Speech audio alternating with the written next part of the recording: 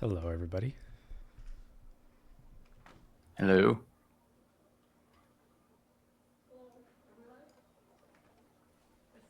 I think we are live. Can somebody just drop something in the chat so we can see that if we're working, if we're actually live? Let me double check on YouTube as well. You never know with these things.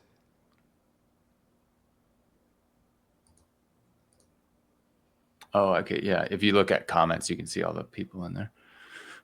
Yeah.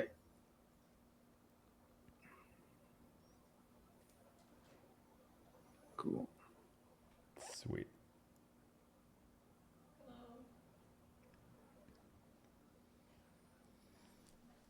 Awesome. Well, if it's working, we can start. I mean, obviously people are going to be joining in, but it's fine. It's fine. Essentially, what we're going to be doing today is a little behind the scenes of how we run Double Jump. I have a little presentation. And then we have Ava and Rod joining us for the first time, which is, it's crazy. You should all feel lucky. Yeah, this is a special event. Essentially, as of right now, we are the core team at Double Jump. We are all full time. We also have John, who's our editor. And obviously, we have all the instructors and Corbin and all. That's the broader team. But us three, are essentially running Double Jump right now.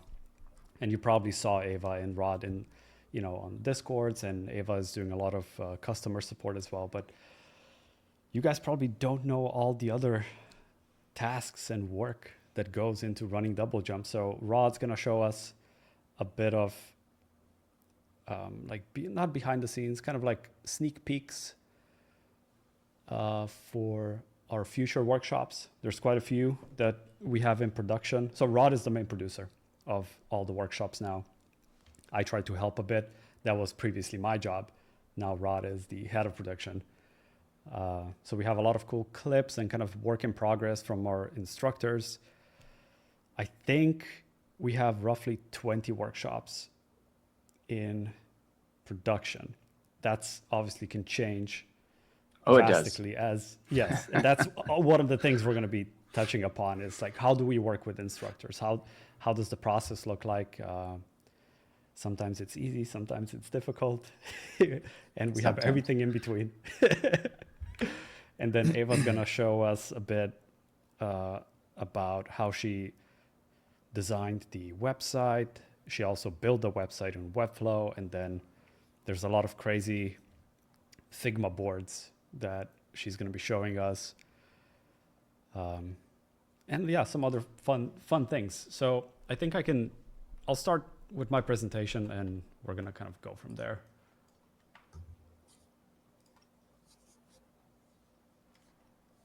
Awesome. Can you all see my screen? I can. I don't know if I count though. Probably if you can't, then it should be working, right?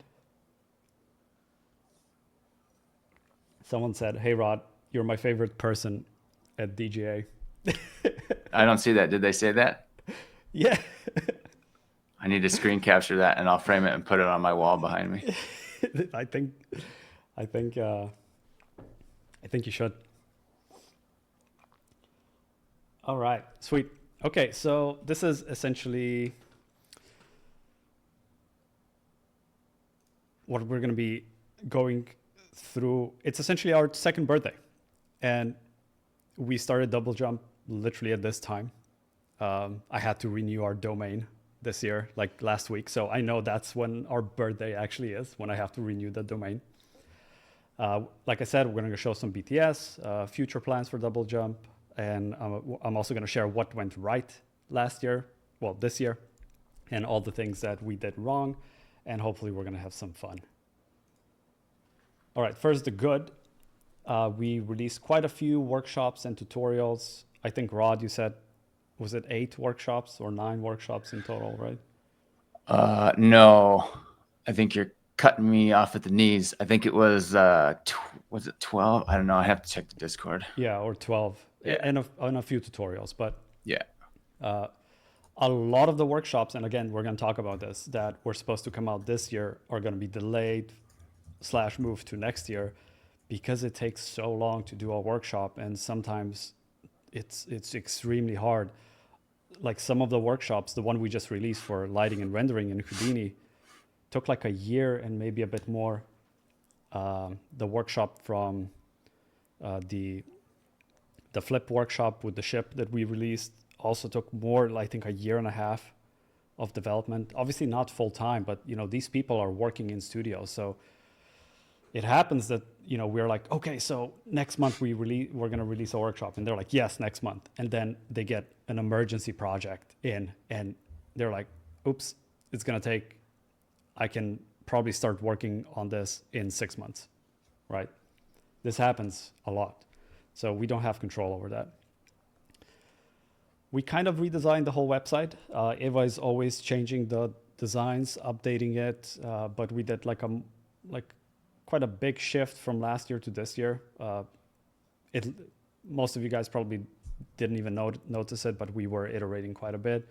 We hired Rod full time, and Rod is just a superstar. Like, we wouldn't be able to run DoubleJump without Rod.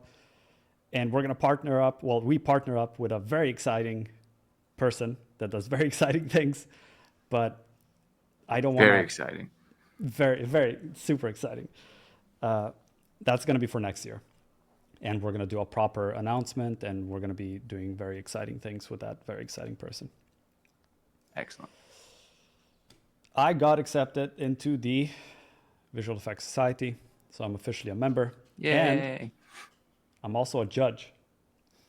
So watch out. I'm going to be, this is kind of like the Oscars for visual effects, and we all get to check out we have to check out all the movies, and obviously we have to check out all the behind the scenes and stuff like that, all the breakdowns that are usually not online, which is a shame because there's like amazing breakdowns that I think should be public, but I think it's gonna be very cool. I'm excited, so that I can contribute to the visual effects in this way as well. Moving on. The bad. What did we fuck up? We did a lot of things wrong, but obviously, like, my main motto in life is fail forward fast. Because honestly, it's all about iterations. It's like working in Houdini. You just have to go through a lot of setups really fast, break a lot of things until you actually arrive at a setup that works. So it's just a lot of trial and error. The major, I think, things we got wrong was, and it's so funny, it was my workshop and Corbin's workshop, because the scope was too big. We bit off more than we could chew. We were so enthusiastic. We were like, we're going to make the best, biggest, most badass workshop. And I think we did, and when it's going to be finished, it's all going to be good. It's almost like, I think a lot of people were saying, oh, it's like Cyberpunk all over again. I was like, yes, but Cyberpunk is an awesome game right now. It wasn't at launch, but now it's awesome. And our workshops, when all completed, are going to be awesome as well. So I have a little story about this, like why is the Ultimate Explosion workshop still not finished? We are going to finish it. The deadline right now is 18th of this month. That's when we should be releasing the last two big weeks. And then there's just like a fire module and some bits and pieces that I need to finish. But in general, by the end of this year, the Ultimate Explosion workshop will be finished. Film effects is almost done. Corbin recorded, I don't even know how many hours, but it's definitely around, 100 hours of recordings, which is absolutely insane. Like, it's gonna take you a whole year to go through that whole workshop. It's a full-on university for visual effects. And then Jordan Allen for Unlocking the Magic of Houdini also took like a year, but he finished. It's fully finished, at least until Houdini 22, 23 comes out. Then we might need to do a few updates along the way. But for now, it's good. I already Here we asked are. him what his next workshop was, and he said sleep. Yeah. So Yeah. he'll be a bit, I but we'll get him to do another one. So Yes, 100%. He's great. He's one of he's one of the best instructors, and his workshop I think is the most complete intro to Houdini workshop on the planet. Honestly, it's the best one. and it's entertaining, that's a hard mix to do. No, Is to just be it's educational yeah, and entertaining. That's really tough. it's overall best workshop I think. So why didn't we finish the Ultimate Explosion workshop on time? And this is kind of long story short. Essentially, it took us, I think, 7 or 8 months to do just the assets to create all the scenes, right? So we looked at a lot of shots from ILM and Veda and all of these big movies, and we were like, we're recreating that. And I think we did. We almost got the quality 1-to-1. And we also were developing the Master Exploder tools, which also took like 6 months of Corbin's time to develop, to like put all of my setups into like a proper HDA. So much work, right? Just before we even started the recording. And then after we started the recordings, this is so stupid. Me and Ava went to a music festival in the UK. It's called Download. And we were there for 3 days. It was raining, there was mud everywhere. It was a complete shit show. And we were walking there, essentially standing for 3 days straight, listening to music. And after that festival, my lower back, my mid back started hurting, but not just like a bit. It started hurting so much that I wasn't able to walk. Like honestly, like my body completely tensed up. I wasn't able to put my socks on. Like literally, I was not able to do this at all. Like my body was completely like just like almost like all my muscles were tensed up all the time. And it was like that for 3 to 4 months. Like I thought I'm gonna die. Like I was like, it's probably cancer. I'm dead. That's what I was. Yeah. My mental state was going down like rapidly. I did all the physiotherapy. I did, the acupunctures. I did anything. I even hired like an online coach for stretching. Nothing was actually improving the situation. It was insane. And that was literally when we released the workshop trailer, and that's when I was supposed to start recording the workshop, right? So it took like 3-4 months, and actually the thing that made it go kind of away was me and Ava went to Korea, and we were there for like 2 weeks, it was like before Korea, I don't remember. Singapore, Korea, yeah. And we were just walking for 2 weeks, and I could barely walk, but I was kind of brute forcing it. But essentially walking for 2 weeks kind of fixed it a bit. And then I got into started gymming. So I was really ripped at the time. But see, even on this picture, I couldn't bend at all. So I was gymming, I was running, but it was still very, very painful. But at least I could walk like a bit.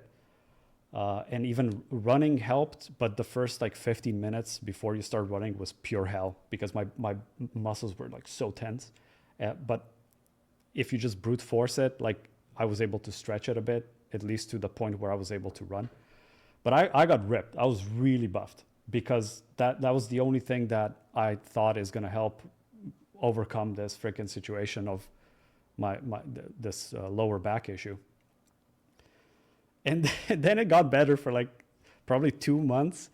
And then we went to a restaurant and the seats were very low, like almost like couch seats. And the table was very low. And we were eating there for like 20, 30 minutes.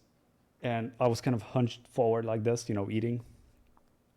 And when we got up, I felt it in my back again. Like it was like a weird feeling, right? I was like, it's probably nothing. It's fine. Like it's fixed. It should be fixed now, right? And then over the next week, it literally went back and the whole thing repeated again. I wasn't able to walk. I wasn't able to put my socks on. I was like, okay, I'm dying again. It's probably like a reoccurring thing that I don't know if I'm gonna ever fix. And that took another 3 months before it got better. So essentially that's like one of the things, right? Why we weren't able to finish the recordings. Luckily, Ayush stepped in and he started recording and kind of saved the workshop in that way. But yeah, it was a really pretty bad time and really bad timing in general. But yeah, now I think we are really close to finishing. I can walk. My back is fine. I don't know. It just took like a year almost that it healed back up. I still feel it. Like I don't think it's ever going to be the same, but it's a bit better.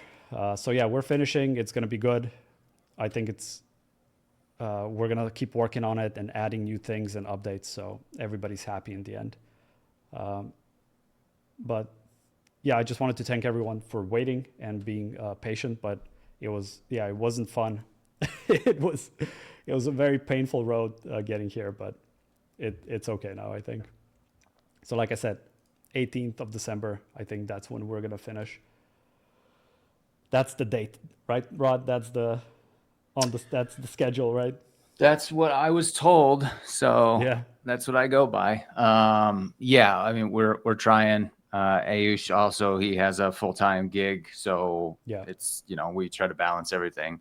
But yeah, I said in the Discord that we would get it done by the end of the year, so I'm doing my best to stand by that. Yeah. So then I think after I'm done, well, after the explosion is done, Corbin has a few more modules, and then all 3 are going to be done soonish. But these are our flagship workshops that it just takes a long ass time, and we're going to talk later with Rod like why it takes so long and how difficult it actually is to record like a workshop of this scale. But yeah, once it's done, it's a good feeling, and I think these are really, really good workshops with a lot of super valuable material. Next up, why is the picture not loading? Here we go. I opened a studio. It's a proper studio. That's one of the reasons also, because last year when all these studios were going down, I kind of made a prediction. I did a post on LinkedIn. I was like, are you guys, like all the producers, are you just going to start forming smaller studios? Because that's what I would do, right? Because Axis was going down, MPC was going down, The Mill, Technicolor, but all of these studios had projects. There is a lot of projects actually out there, guys, because we have projects. I was getting asked to do so much freelance work that I was like, I'm just going to open a studio. Well, can I cut in real quick? Yeah.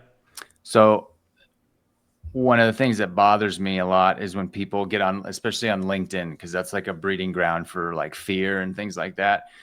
Yep. Fear about AI, fear about the job market, VFX industry. Yep. I don't want to get into an AI tangent, but what you guys should look for is if we start producing a ton of workshops every month, that will be your indicator that the industry is going down, because that means all of these guys that I reach out to have all the time in their hands, which is not the case. Which is not the case. I fight constantly. We'll go over this again, but with schedules, babies, all kinds of stuff. So yeah. Babies. Yeah. People getting hit by cars. Babies are my worst enemy.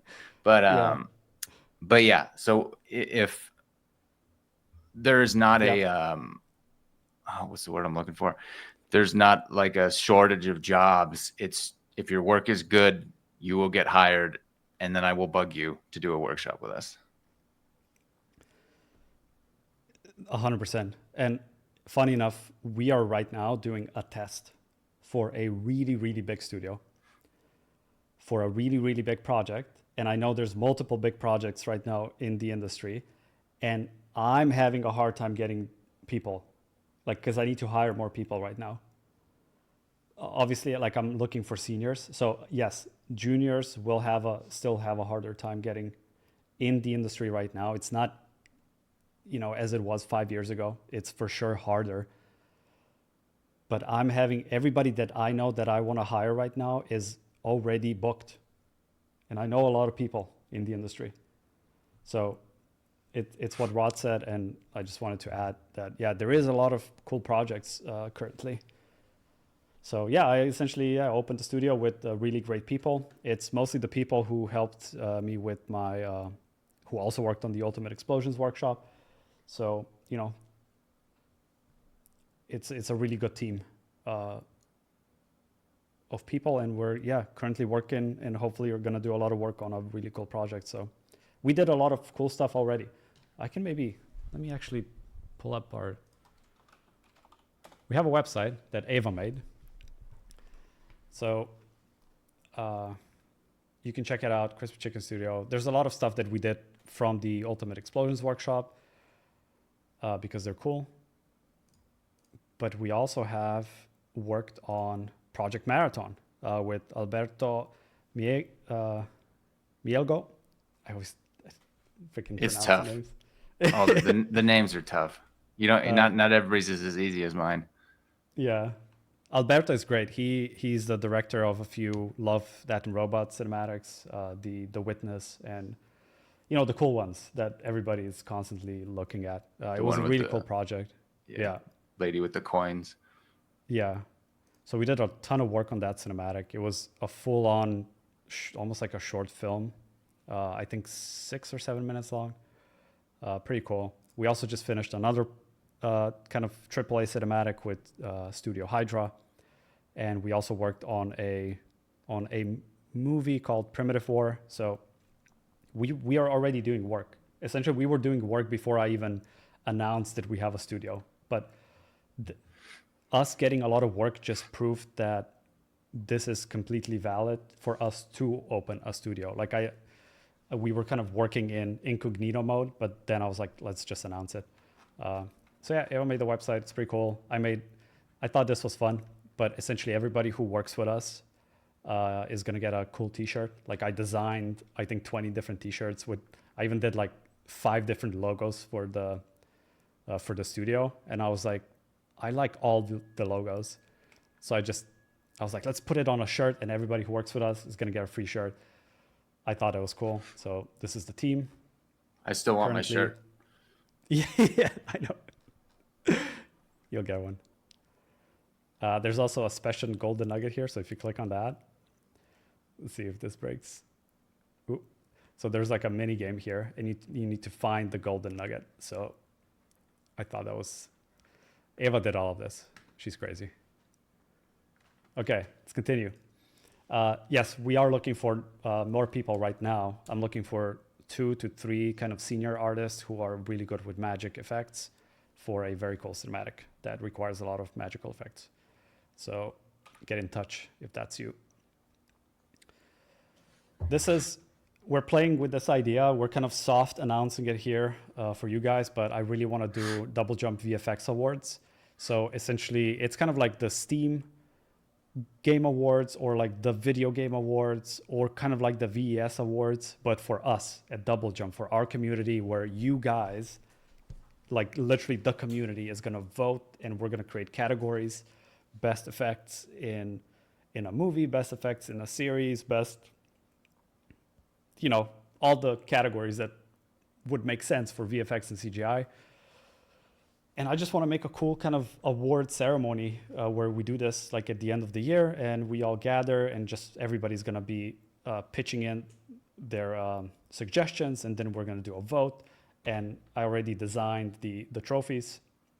So it's going to be 2 kangaroos, double jump. I thought it was a cool thing, kind of iconic. Why is this picture not loading? It's also got that like standing on the shoulders of others vibe, which is kind of cool. Yeah, it's a team. You need to help it's a team sport. I don't know why these pictures are not loading. It's crazy. Anyway, but yeah, that's the main trophy.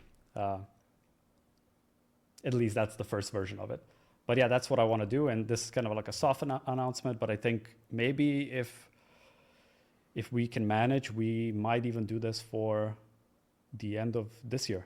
Yeah. So we would have our DoubleJump VFX awards at the end of December, or maybe end of January. We'll see. It also depends how busy I'm going to be with Crispy Chicken. And we've got workshops to release. So many workshops, and it's just and then the DoubleJump World Cup, which is our 3D challenges. We really want to get that going, and the goal is still the same. We would have like 3 or 4 major challenges throughout the year with hopefully good rewards, and like first, second, third place kind of winners should get some money and a bunch of our workshops, and hopefully we get some sponsors as well. That's still in the work, but again, I wasn't mentally and physically able to actually make it into a reality for 2025. Well, okay, that's all for me in my kind of monologue. And right now, I'm gonna hand it over to Ava, so she's gonna show us a bit of the behind the scenes of what she's doing at DoubleJump.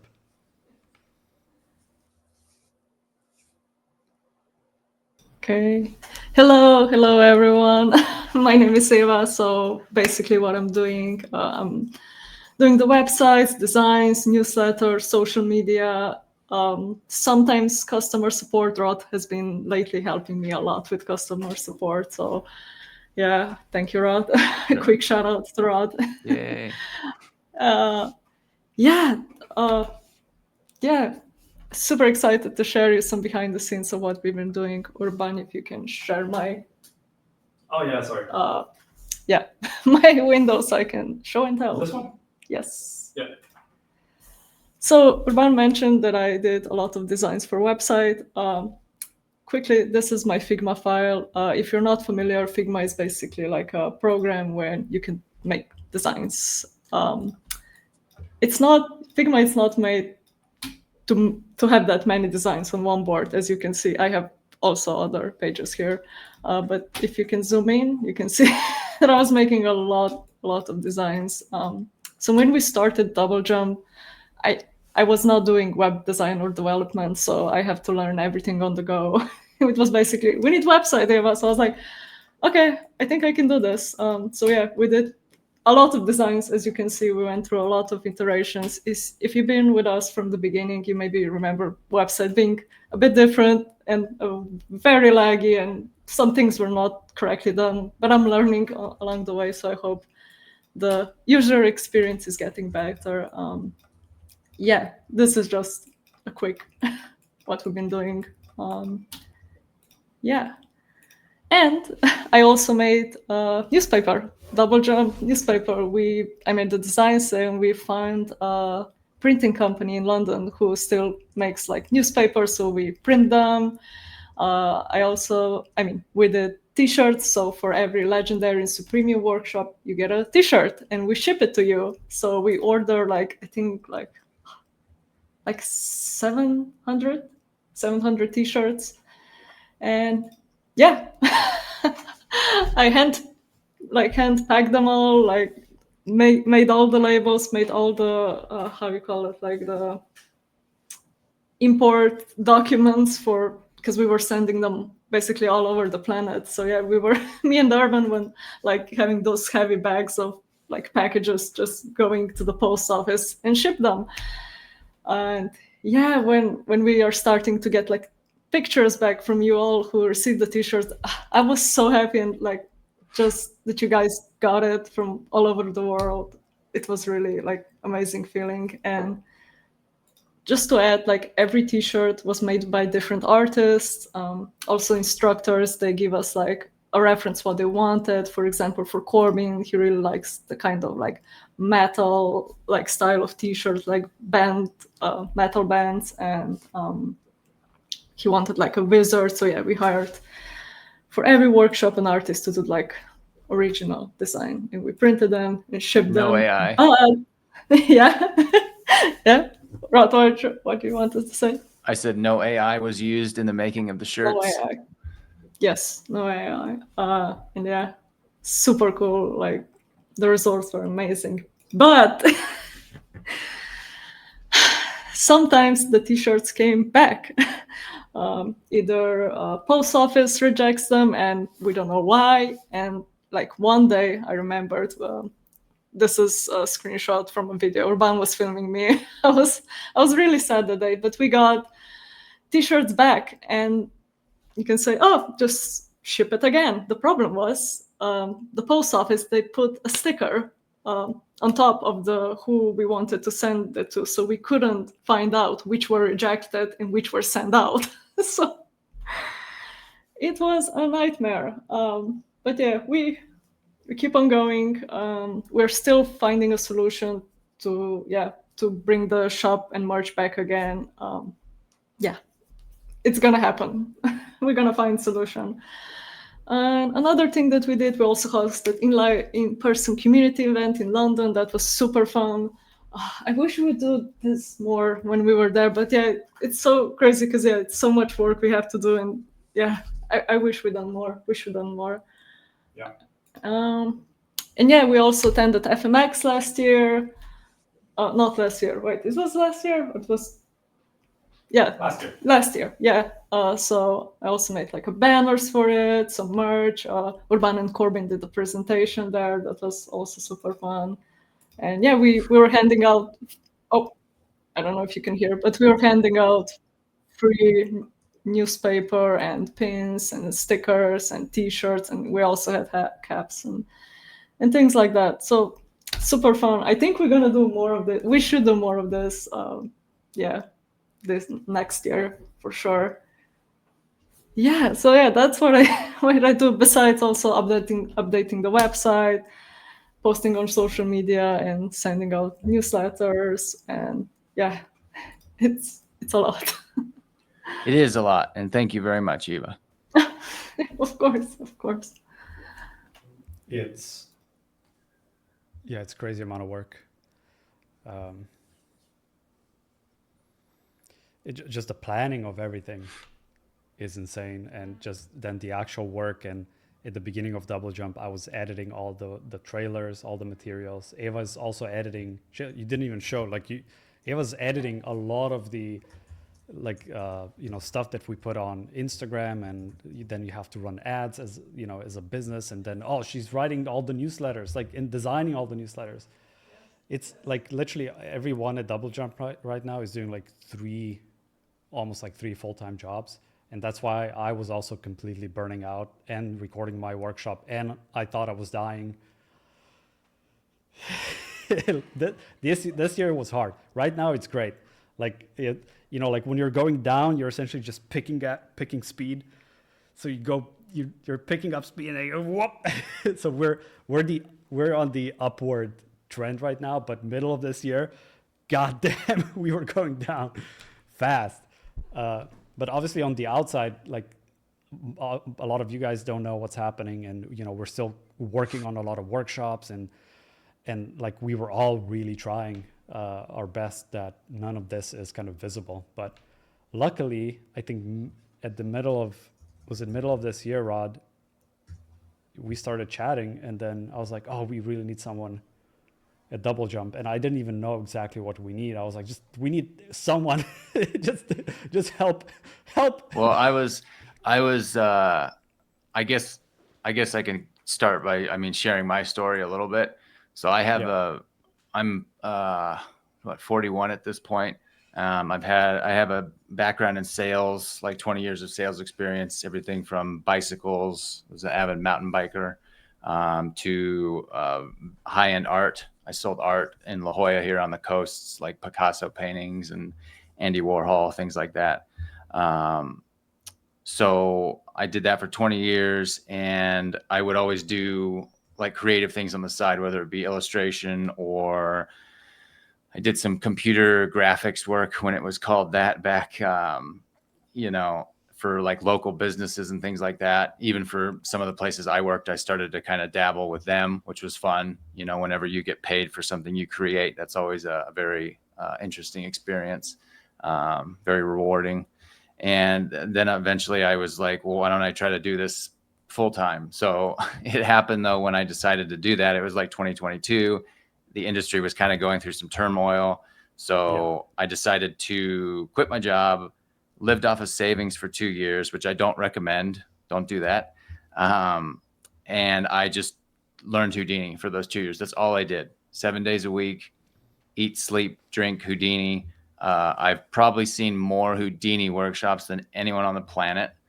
And I got pretty decent. I mean, I was able to start crafting a reel, but I gave myself 2 years. And at that point I was like, if you're not in by then, you got to go back and start making money again.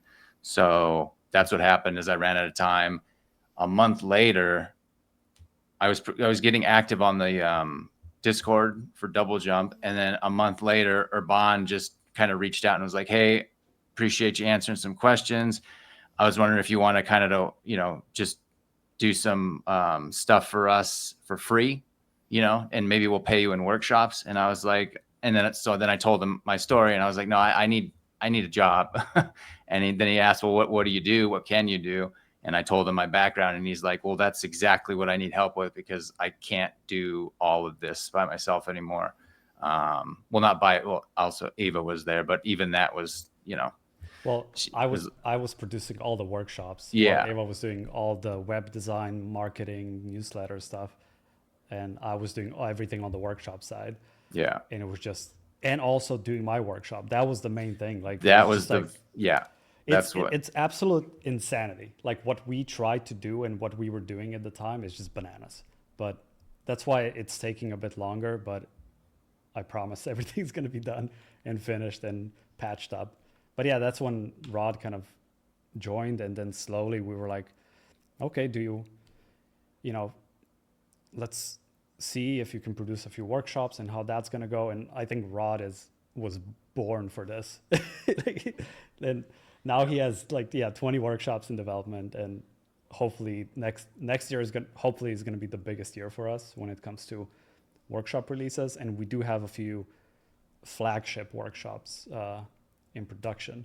So, do you want to show us stuff, Rod, or do you still want to? No, I mean, I think that brings us up to speed essentially. Yeah. I mean, if you have, I'll start showing what I got. And if you have any questions, just ask me. In the chat too, I won't be able to read it, but you guys can let me know. Yeah. And then you can ask me too, if you have anything prepared or any curveballs you'd like to throw at me on live. I think if we just, take a sneak peek of all the kind of previews that we currently have, and we can talk about some of the workshops, I guess, that we have in development, but then also we can chat about how it is working with instructors and how that actually can be difficult or very easy, and why does it take so long to produce a workshop. What are some of the classic major challenges with producing a workshop and stuff like that? Because it is difficult. We try to help as much as we can. I'm literally doing color grading for Grayson right now. Well, I kind of finished all the color grading, but we are constantly working together. Like we were pushing Grayson quite a bit because he showed us stuff, and I was like, but maybe just a month more. And he was like, I'm freaking, I'm tired. I was like, but it's so good. Just like push it those extra 5%. And then, we try help with rendering, editing, compositing. We hire animators. We literally hire animators to animate assets. We hire asset artists for your workshop, so your workshop is as good as it can be. So we, in a way, are working as a studio trying to empower instructors as much as we can. But with all of that, there's still obviously a ton of, not problems, but just like classic kind of bottlenecks that I guess we can chat as you're showing us some of the previews. Sure. Yeah. If you want to throw my screen up there. Oh, that's right. I'm the master and commander here. Great movie. Stage. Yeah. There you go. All right. So this is essentially a Figma board, like Ava said. And this is what I usually start with for a workshop.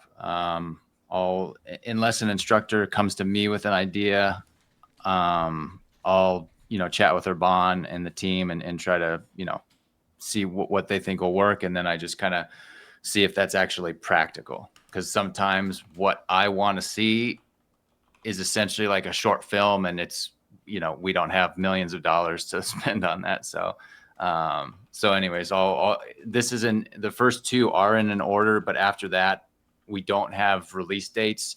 So, I won't be able to give you release dates on some of these, and pricing either. I'm sure that might come up. So no release date talk or pricing, please. Okay. So the first one we're releasing is actually this month, and this is Grayson's game destruction, from theory to mastery.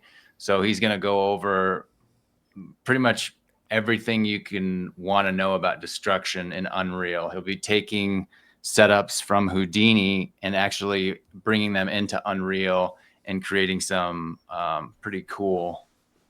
This is going to be a big one. Like, yeah. So it's like a very complete kind of workshop. So yeah, bear with me here if I start getting funky with the navigation. Fine. So this is one of the main projects in the workshop here. Hopefully all the videos play. So you'll be making all of this.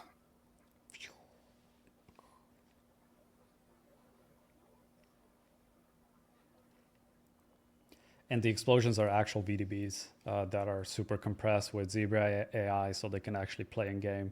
Yeah. A lot of games are starting using VDBs. It's still a bit heavy, so Grayson is using a mixture of cards, more traditional kind of setups, and some VDBs. Like for instance, this tornado thing. And this will be available in the Legendary Edition. The Legendary, yeah. Yeah. Look at that tornado.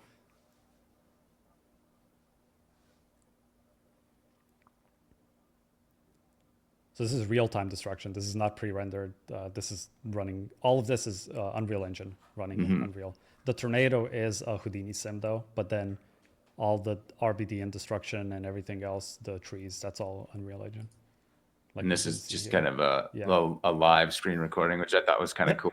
Just that looks awesome. Ball of destruction, and it's all live. Like it's almost like a video game, because you're almost playing in the viewport, which is always cool. I love that kind of thing. Yeah. It's hard to do that in Houdini. Yep. And this is another thing we love about Grayson, is that he kind of knows what we need, and he provides us with everything that we need, which is amazing. So this is all like marketing material that he gave us, which is great. So you'll see a lot of this stuff on social media, on Instagram, YouTube, things like that. This is just a screen capture of one of our mega documents.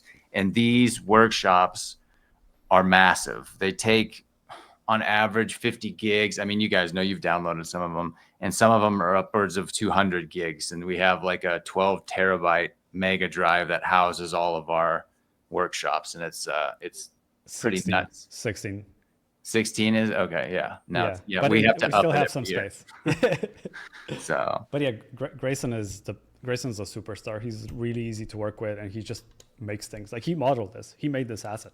Yeah. And this is an asset you'll get in the game. This is a asset included with it. It's got a little grenade down here, and you actually get to like use it and play, which is really cool. Yeah. It's going to be a playable level with everything is destructible. And it'll be your destruction. Like, if you want to change the shapes and colors, it's super cool.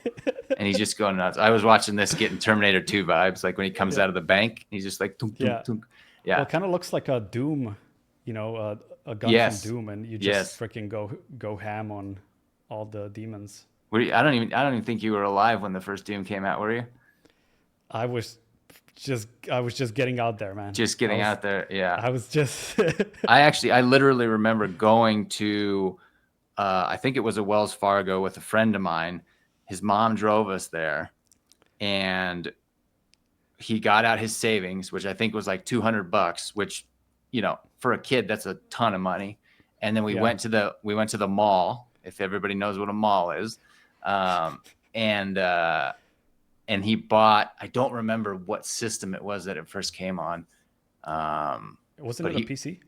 No, well, maybe it was a PC, but there was a weird game system that doesn't exist anymore that he bought, and then he bought the game, and we just stayed up all night playing Doom. Yeah. It was awesome. And I mean, I don't know how old I was, but those are the memories that kind of stick with you, which is cool. Yep. And this is another thing, just to give a shout out to Grayson. I'm not sure if he's sleeping or working, but he gave me all the files, and it was perfect. Headshot recordings, project files, promo script. And these are the things that people don't see is we need all of this from an instructor. If we don't get this kind of stuff, the workshop suffers, because then you guys kind of don't get to see everything, right? You don't, it's like, well, who is this person, or Bon has to do the recording of the workshop promo video, which is good, but it's still the best if you get the actual instructor to do it. So we do require a lot from our instructors, but I think the end product is much better. So big shout out to Grayson. There's a whole lot more to show. Sega 32X. Yes, it was. Yeah. Yes, that was it, I believe. Thank you. And so, yeah, big shout out to him. And then the trailer and the course will be dropping this month. There's a whole lot more to show, but you'll see it in a couple weeks. Okay. The next one. Also, I wanted to add, we have a full DoubleJump wiki that I wrote, and it has, dude, it has like 50 pages of literally how we launch a workshop, exactly what we need from them, in what resolution, what videos, literally the whole plan, blueprint of how to launch a workshop as perfectly as possible. And I don't think anyone goes through that document, and then we have to answer the same questions a million times, and then everybody sends us the wrong resolution at the first, everyone, and then the audio quality is not good enough, and we need to upscale it or like change it, and then every time. So it's a lot. To be fair to some of the instructors, it is a lot. I always ask them to read it. I actually went through and read it, so don't sound like a hypocrite, but it's a massive document, and it's there because you've already been through all the pitfalls, right? So we just try to nip it in the bud when we can. But yeah, it's a funny document. When I send it to instructors and they don't really have a lot of teaching, even the ones that have teaching experience, they're still like, holy shit, like this is, you guys are serious. It's like, this is how we make a living. And we have a community that, expects a certain quality from us. So it's really hard. Yeah. Okay. The next one I've been asked, was asked on the chat right now about this one. Ahmed is doing this one. He's a superstar. Check out all his stuff on LinkedIn, because he's always posting some nutty environment scene. If you haven't seen it, I'm saying a lot. Oh. This is the project. So everything that you see here, except the creatures and the background waterfalls here, you will learn how to make in the workshop. We're working on the background waterfalls. It might be a legendary edition, but we got to figure that out, because it's not an effects course, so it's an environments workshop. But this is what you'll be able to. It looks great. It almost looks like a scene from Avatar. And I remember when I first saw this, I was like it's crazy high quality. You're like, I don't remember that from the movie. Yeah, deleted scene. Yeah, it looks great, and the animation and the assets that they've made. So I after I saw that, I immediately reached out. Last year, this is from last year. Yeah, this one's been in the works for a while. Yeah, but before I got on board. Yeah, but the guy was busy, and at the beginning, Ahmed was he was like, I'm gonna finish this in like a month, and then he got a freelance job and another one, and then another one, and another one, and then a year later, and that's like That's why we have 20 workshops in development, because I know 50% of them are going to get delayed, sometimes even by a whole year or even more. And then sometimes they get completely canceled, because a lot of these guys sometimes are like, listen, I'm fully booked. I don't see myself finishing this. Yeah, In a, there are even some in of a them that year. are, yeah. Yeah. So we just put them on hold, or we completely cancel them because for one reason or another. Yeah. Yeah. So yeah, that actually brings up another good point.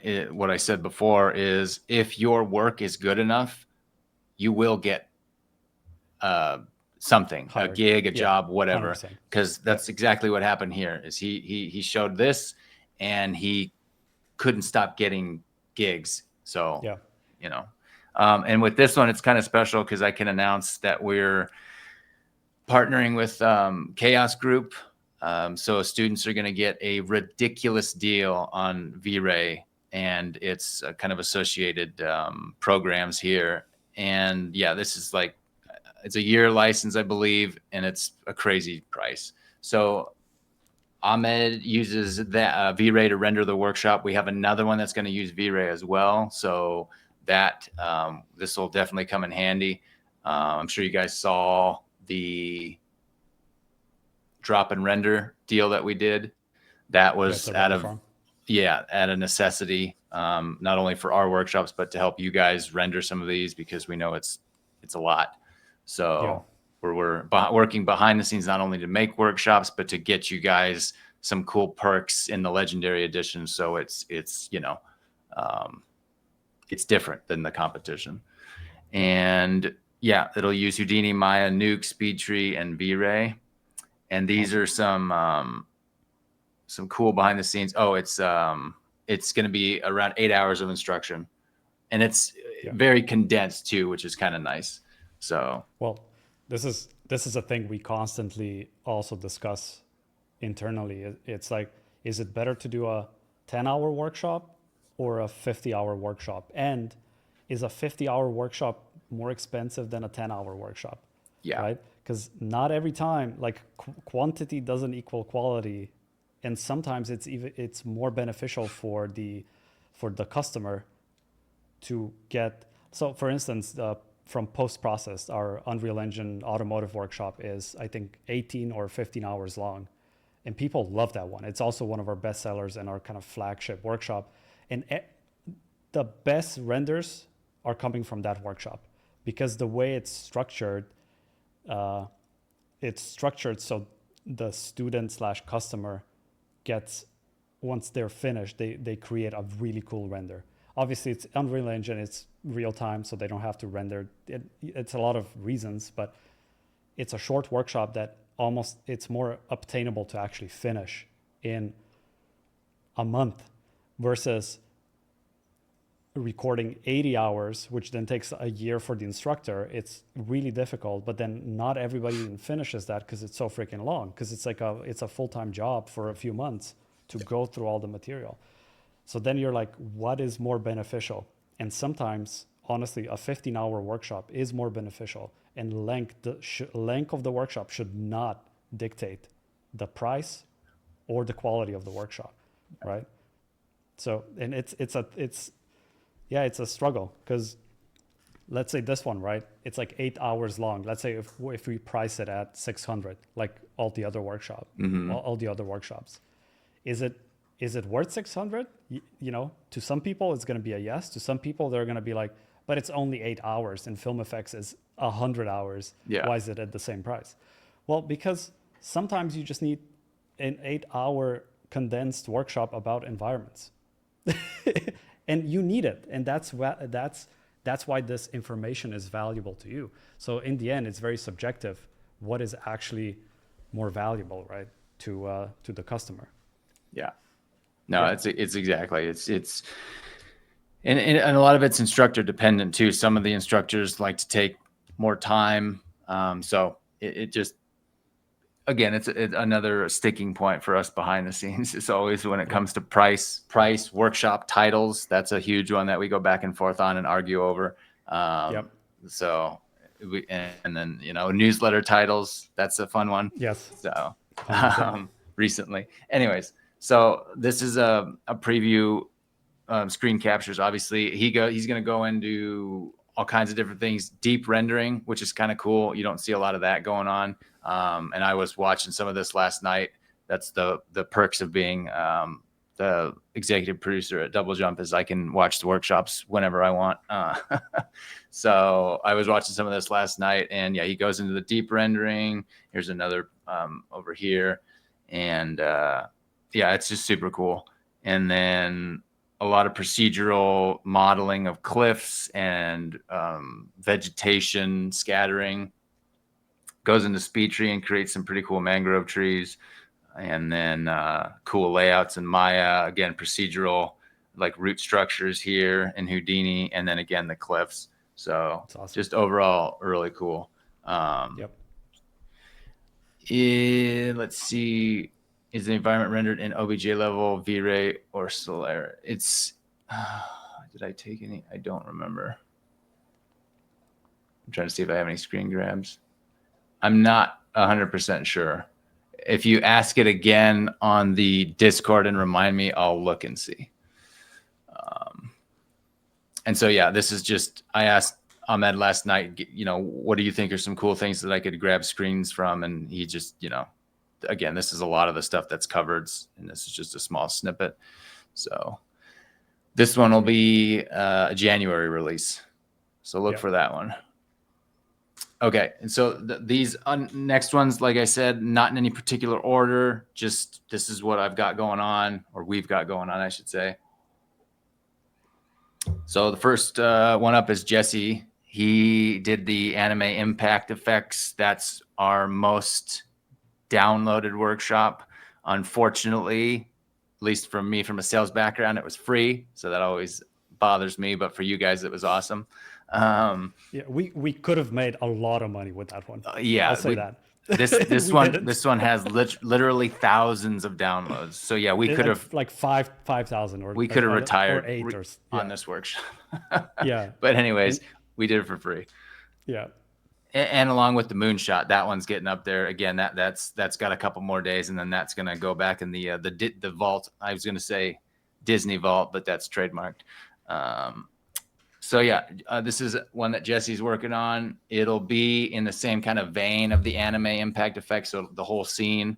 I don't have a lot to show from this one because we're still kind of working through it, but I do have a little bit of a video. And you're again creating everything, and that'll be shown. Jesse's really good with the magical type effects. And there's probably going to be an explosion and a big implosion and some stuff happening. Yeah, and like Jesse's changing this one. He changed the concept like 3 times already. He did, yeah. And that's another thing is I don't usually like to do this because it just makes the workshop take longer. But if it goes in a direction that I think is better, and it's going to give the students more what I call teachable moments, then I'll allow it.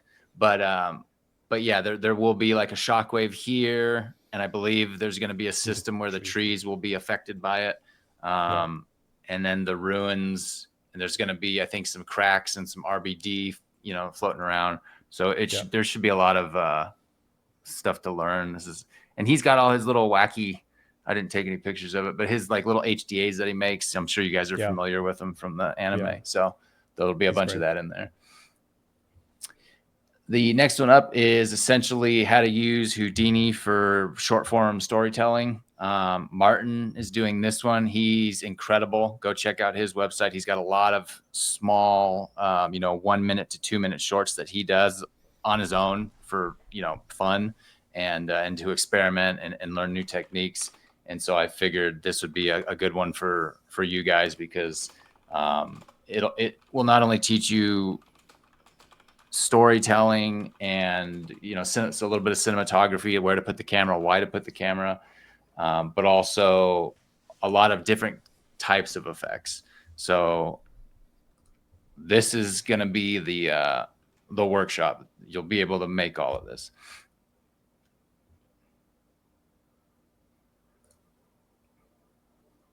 And it's a grainy render because it's not the final, and we don't want to take 7 weeks to render this just for a preview.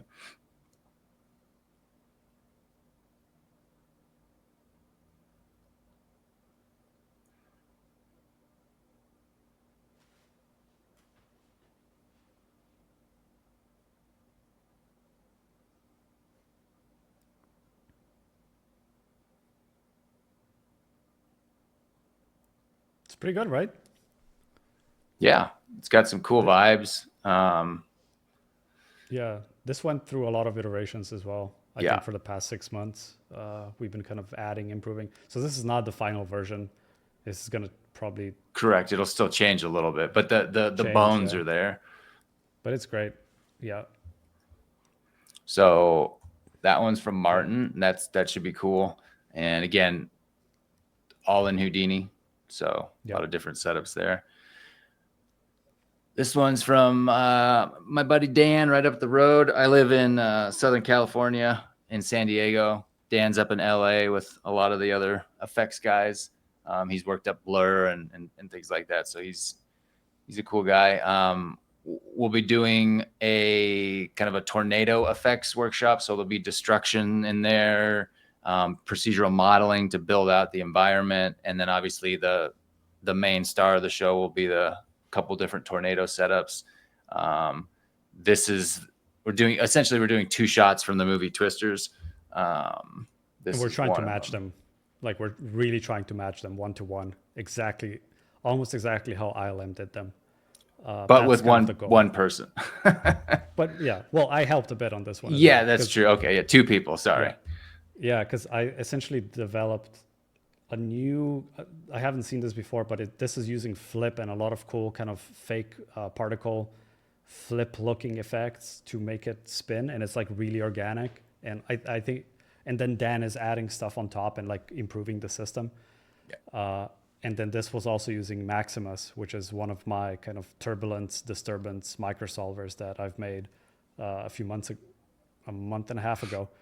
And it really gives really nice breakups and shapes. Like it looks really organic. So I was happy that Dan can use it and kind of demo it here as well. But yeah, just like this one's gonna have a lot of stuff as well. Yeah. Yeah. So these are essentially the 2 shots. So the refinery and it's just different parts. And then for some of these workshops, if I have the material, I included it. I wasn't sure how much to include because some of these workshops, they almost become like your children because you're with them all the time. You become friendly with the instructors, if not friends. And, you don't want anybody to swipe your ideas before they get released. So I was a little hesitant, but anyways, some of these are actual, like just what I get sent on a ideally weekly basis. Sometimes it's longer, but ideally weekly is what I like to see from instructors. So this is the environment. This was all procedurally modeled. So you'll learn how to do that, different techniques, except for the cars. Those are just assets. And then this is just a viewport render of the tornado, different smoke and particle advection, all the fun buzzwords. Yeah, it's gonna be a cool one. And next one is Nick. He's going to be doing a Solaris in production workshop for us, and so I want to keep pointing. So it's but you can't see it. That one. Yeah, this one. Like you can do this there. This is what'll be covered in the workshop. And this literally straight out of Nick. I just copied and pasted this from an email. So, and he actually, and you can check out some of Nick's stuff here. He actually made one of the shots from this for the Punisher 3D challenge. So you might have seen some of this already, but he'll teach you how to do all of that. And this is, again, these are all current state. So none of these are final at all, but it gives you an idea.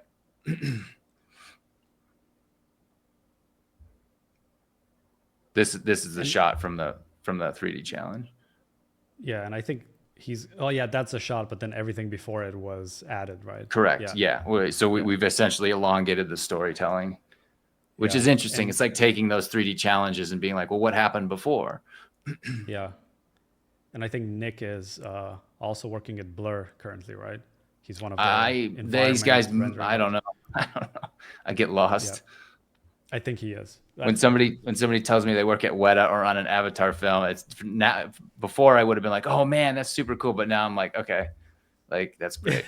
Like, Not phased anymore at yeah, all. not anymore. Okay, this one is one that I'm excited about because we were working with one instructor and we had to part ways, scheduling conflicts. It was unfortunate because I was really excited to work with this particular instructor, and maybe one day we'll work with him again, either at DoubleJump or maybe even at Crispy Chicken. Yeah. But you know who you are if you're watching this. Still love you. And okay, so this is going to be Advanced Destruction in Houdini, and it's done by Will Wallace. He did a car flip. There's actually a workshop on that. We're gonna grab that and put that on DoubleJump, so you guys can get familiar with Will before this is released. And this is one of the ones that we went out and got an animator for, and Alon was the animator on this one. And again, you check out all the links here with his stuff and Will's. So this is AI. I even covered up the little thing here. I just told it to give me a thing, and to give you more behind the scenes and to kind of take a little bit longer for this.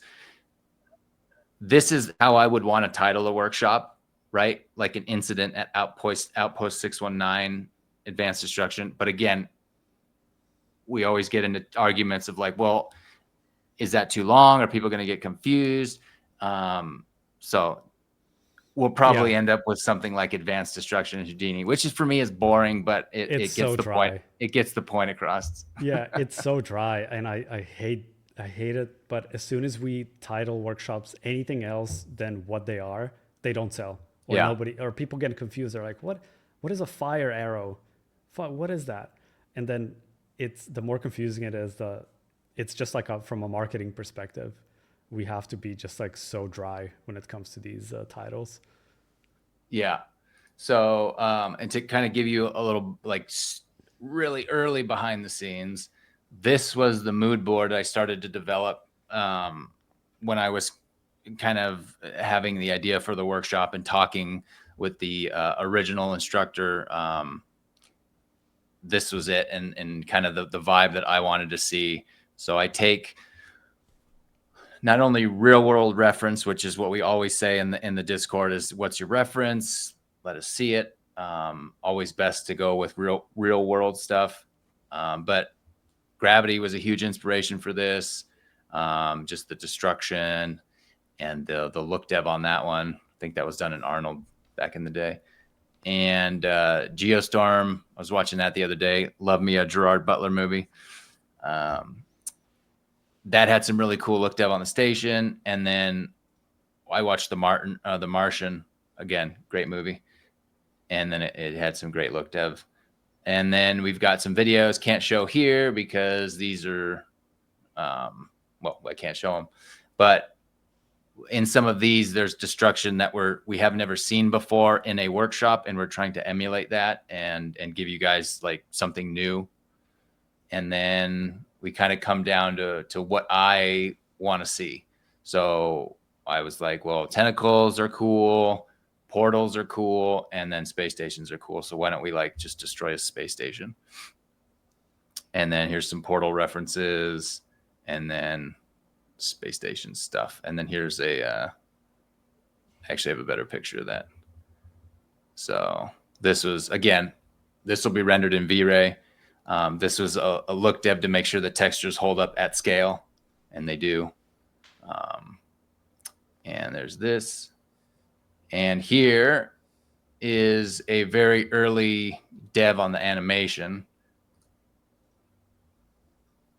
this is actually me. I did the animation on this, and Urban was like, I think we need to find an animator. so he found an animator. That's right. I remember this. This is Yeah. a while ago. Yeah. It doesn't look like this anymore. It's like way better. Yeah. Thank you for that, by the way. Well, it's okay. It could work with. And that's another thing you learn too, especially in this industry, is how to develop you don't take things personally. Like when you're given feedback, it's not at all about you. It's about getting to the final image and that everyone is on the same page.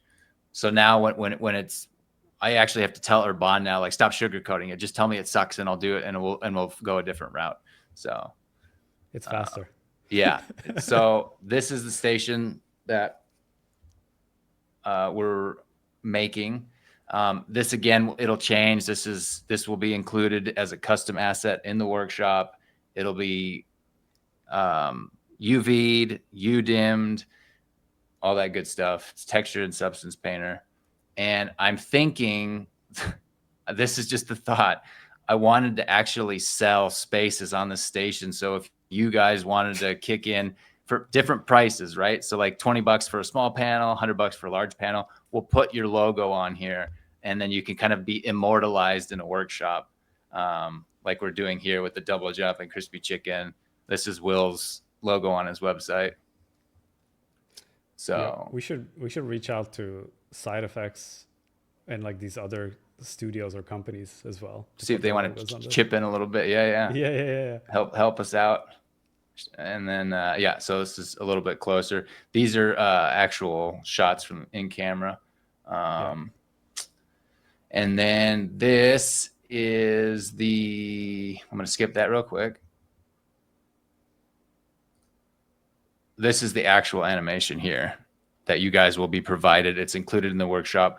We will probably not do every single shot in this because that's going to take forever. But the cool thing is you will have raw animations to work with that aren't in the workshop, so you can push yourselves farther.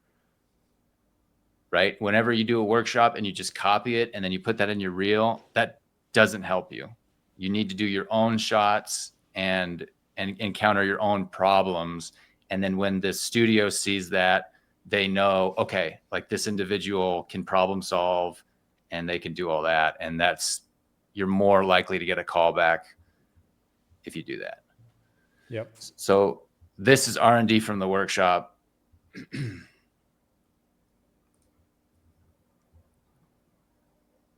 Yeah, look at that.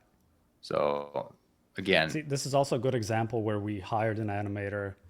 Rod actually did most of the spaceship, and he textured it, and he was rendering some of the keyframes that you saw there.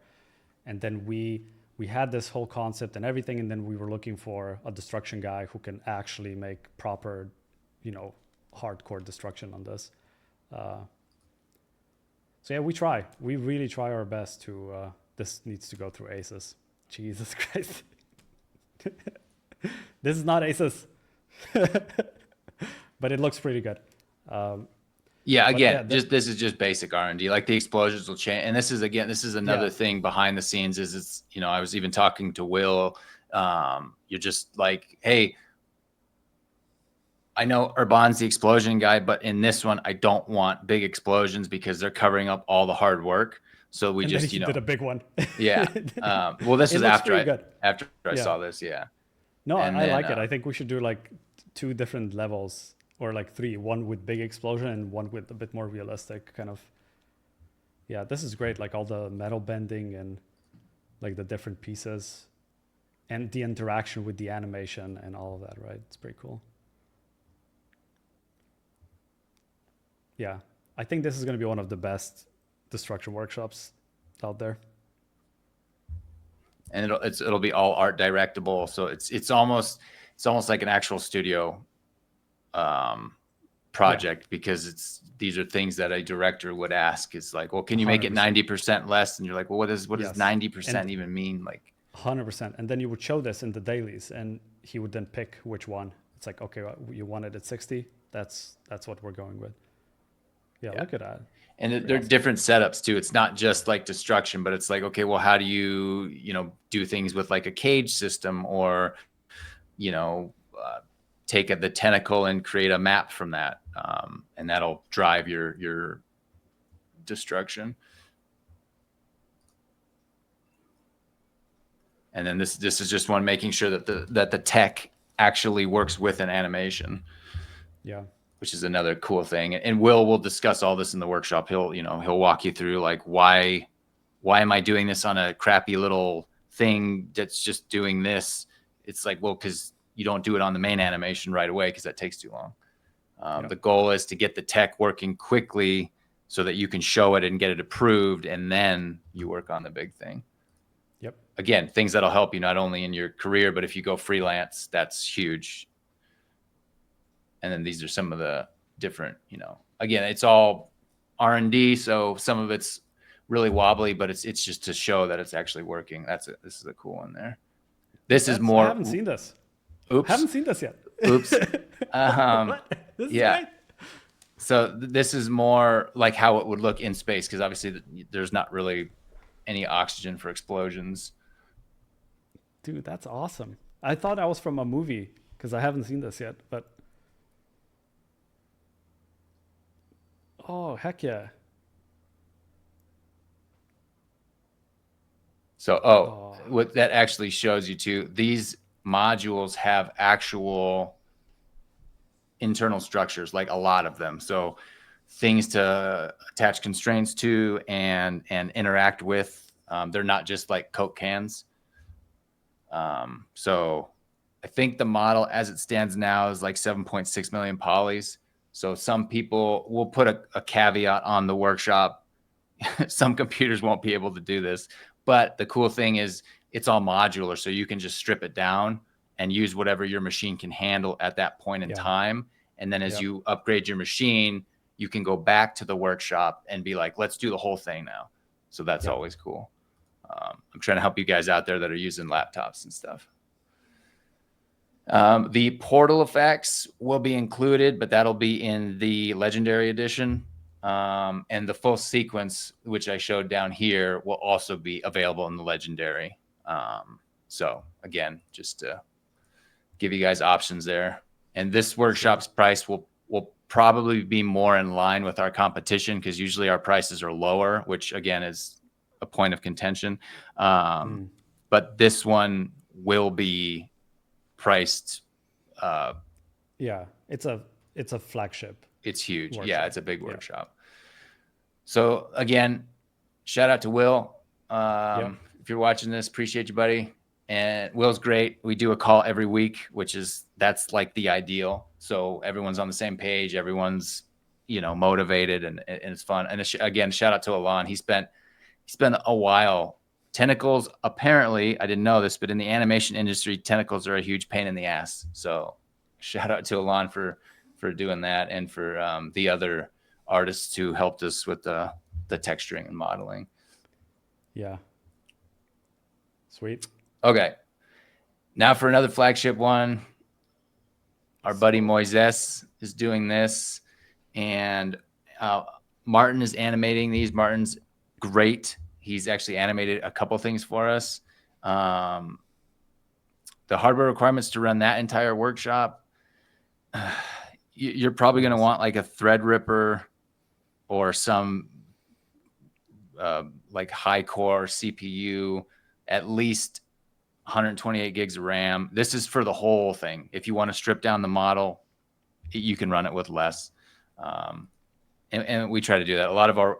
That's actually a question we get asked a lot. A lot of our workshops, they don't necessarily require a certain machine, because you can always lower the settings. So it just really depends. But yeah, a 1-for-1, it's a pretty decent machine.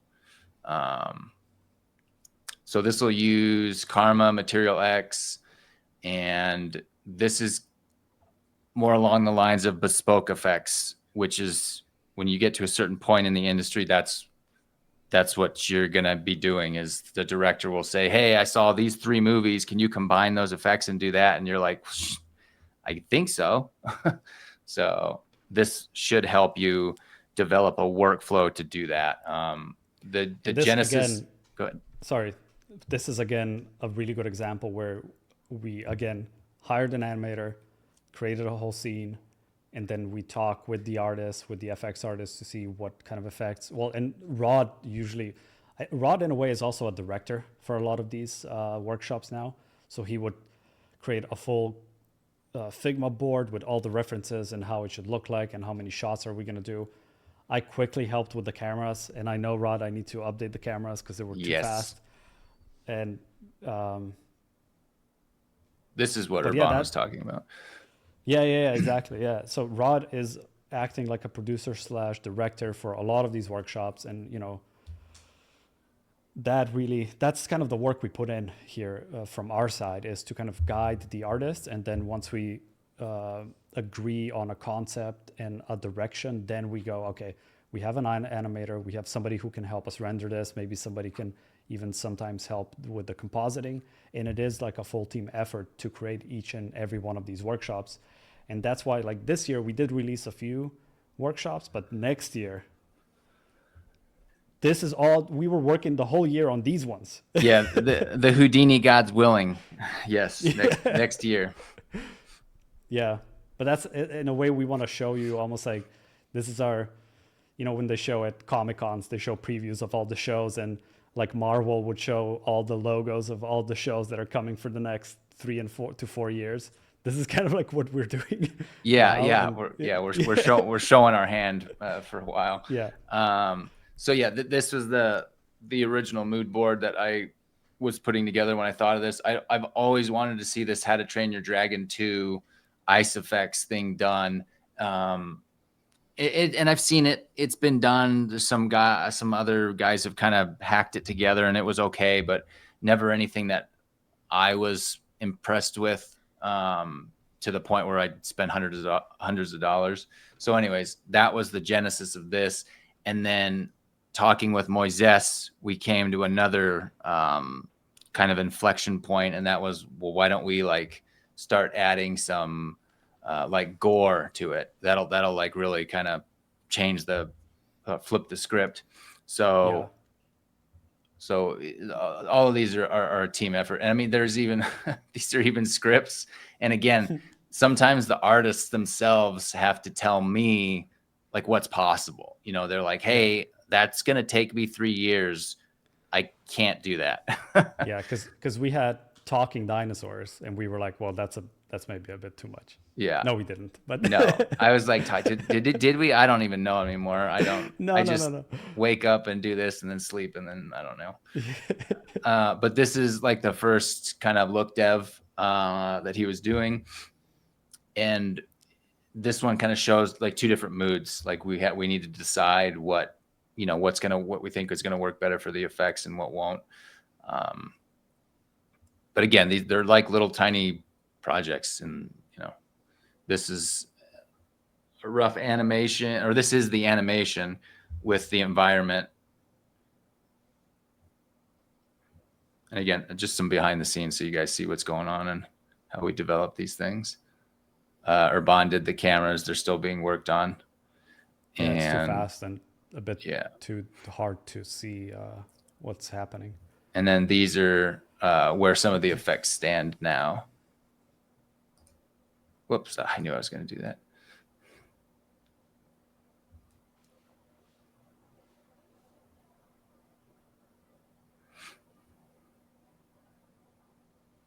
Yeah, there's going to be a lot of blood on this one.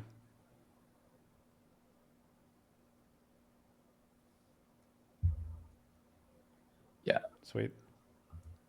It's awesome. Oh, look at that.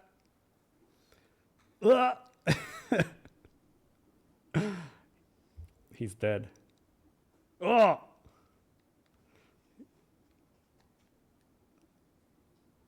Oh my God. What are we doing?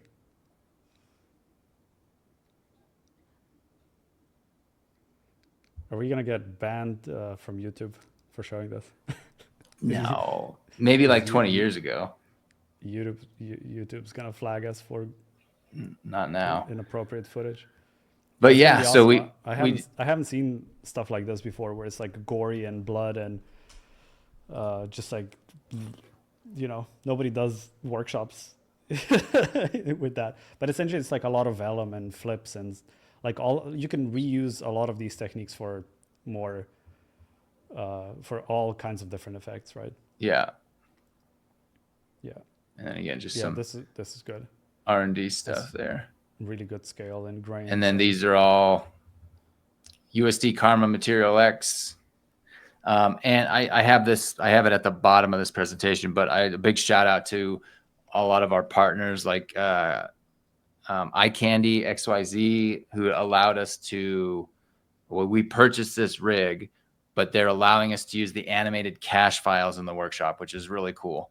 yeah, Obviously, we're not selling the rig or anything like that, or the textures. If you guys need that stuff, you got to buy it from them.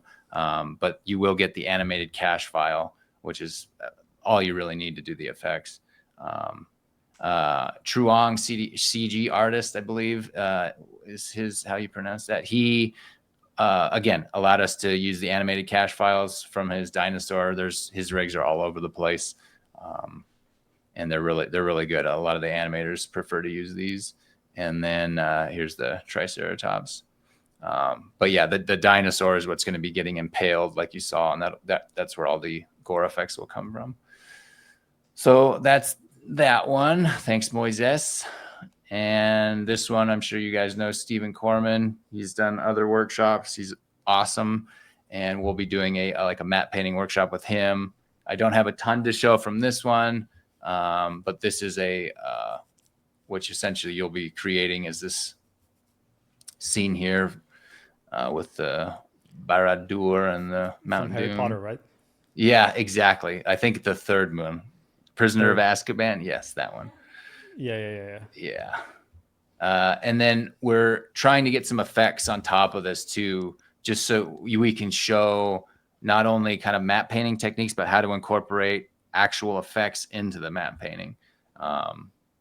So we went out and we got a little eye here, and then we're working on it. Not sure when it's going to be done, but we're doing the tower destruction as well. And those will just be files that you guys can, download.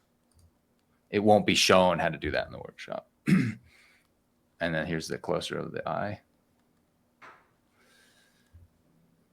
And then we kind of move into new territory for us, which is we're expanding, as you saw with the Cinema 4D workshop we did. We're going into different programs now and seeing if we can kind of apply the double jump touch to those workshops and give you guys some gnarly content in different programs. So Nico is doing this workshop for us, and he's awesome. Go check out any of his links. He's a Blender wizard. And this is basically going to be kind of like it's just short form storytelling in Blender. So we're literally taking you from the inception of the idea, how to get it all the way to your final render by yourself. There is no animator on this one. Nico is doing everything. And that's what's kind of interesting about a lot of these Blender artists is, whereas Houdini, it's very rare to do that because it's just the nature of the beast. But with these Blender artists, it's amazing what they can do with this program. So Yeah, like I said, everything. They're a one-man factory / studio. Yeah. And that's what Nico is. Yeah, it's insane. Like it's rendering, rigging, modeling, texturing. He's got some really cool mechanical rigging stuff. So if you go on his Instagram, rigging, I was like, we got to have that stuff. Like that's essentially how I found him. Like these types of things, like I always had the itch to start also learning Blender, just because some things are much faster and easier to do in Blender, especially when it comes to, just creating your whole movies, or like I see a lot of commercials now done in Blender as well. And I'm not talking badly about Houdini. Houdini is like a absolute machine of a software, but I do see Blender people like the quality is getting super high as you see with this workshop as well. Yeah, this one's a beast. Yeah, it's very decent. So yeah, well, we're going from inside this factory. He wakes up, kind of figures out things are strange. He shouldn't be waking up, and then he has to escape the factory, and then there's a story behind it. I won't spoil it right now, but yeah, different kinds of environments, if you will. So interior, exterior, and then everything in between you'll learn. So definitely keep an eye out for that one, because it should be pretty cool. We have more. How many more do we have? You told me. I mean, it's the whole shebang. I'm going as fast as I can. Yeah. So this one is CFX and Houdini. Milen is doing this one for us. Him and his wife, Dorothy. She did the sculpt on this, which is really cool. And these are first iterations. So I wanted to show you guys that too, just to show you how much things change and kind of what we ask from the artists and how we push them. And this is also kind of an ad for future instructors. Like, if you want to work with us, this is the level that we're looking for, and call me. So let's see here. So these are first drafts, if you will. Let's go. We essentially treat these workshops like productions, because that's what we need to do in order to get the quality up. These are some cool renders, not final, but to show you, potential. And this will be muscle, fur, fat, skin, all that will be covered in Houdini. We've got some pretty cool animators attached to this. I won't say who they are right now, but we will eventually. So again, that's not the one with the muscle sim, right? This one is. That's not the one that I said it's like Pacific Rim. No. That one's coming up. Hold your horses. Okay. Yeah. These, and then this is a little bit more of the kind of muscle sim, getting in there, just pushing things. So these are. Oh, look at that. These are the muscles. It's so cool. And then we actually, you got the skeleton. So this is how you do it in the real world. This is the one that you were talking about. So this walk cycle will be included in the standard edition. And then we have another animation that's more advanced. That'll be in the legendary edition. Yeah, look at those jiggles. And again, this is still work in progress. You see some of the bicep wrinkles need a little work, but it's pretty good. Just wanted to show you guys. And then this animation, again, will be included with the legendary, and we're going to do all the CFX on this as well. This is just blocking.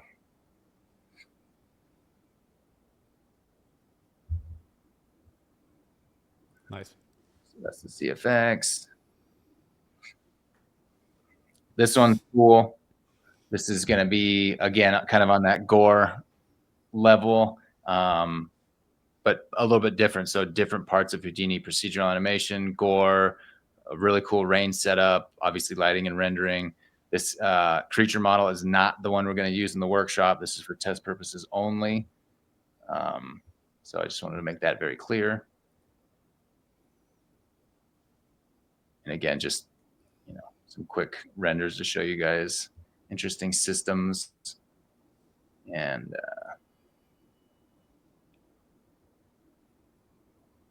this is all procedural animation. This is not keyframed or anything.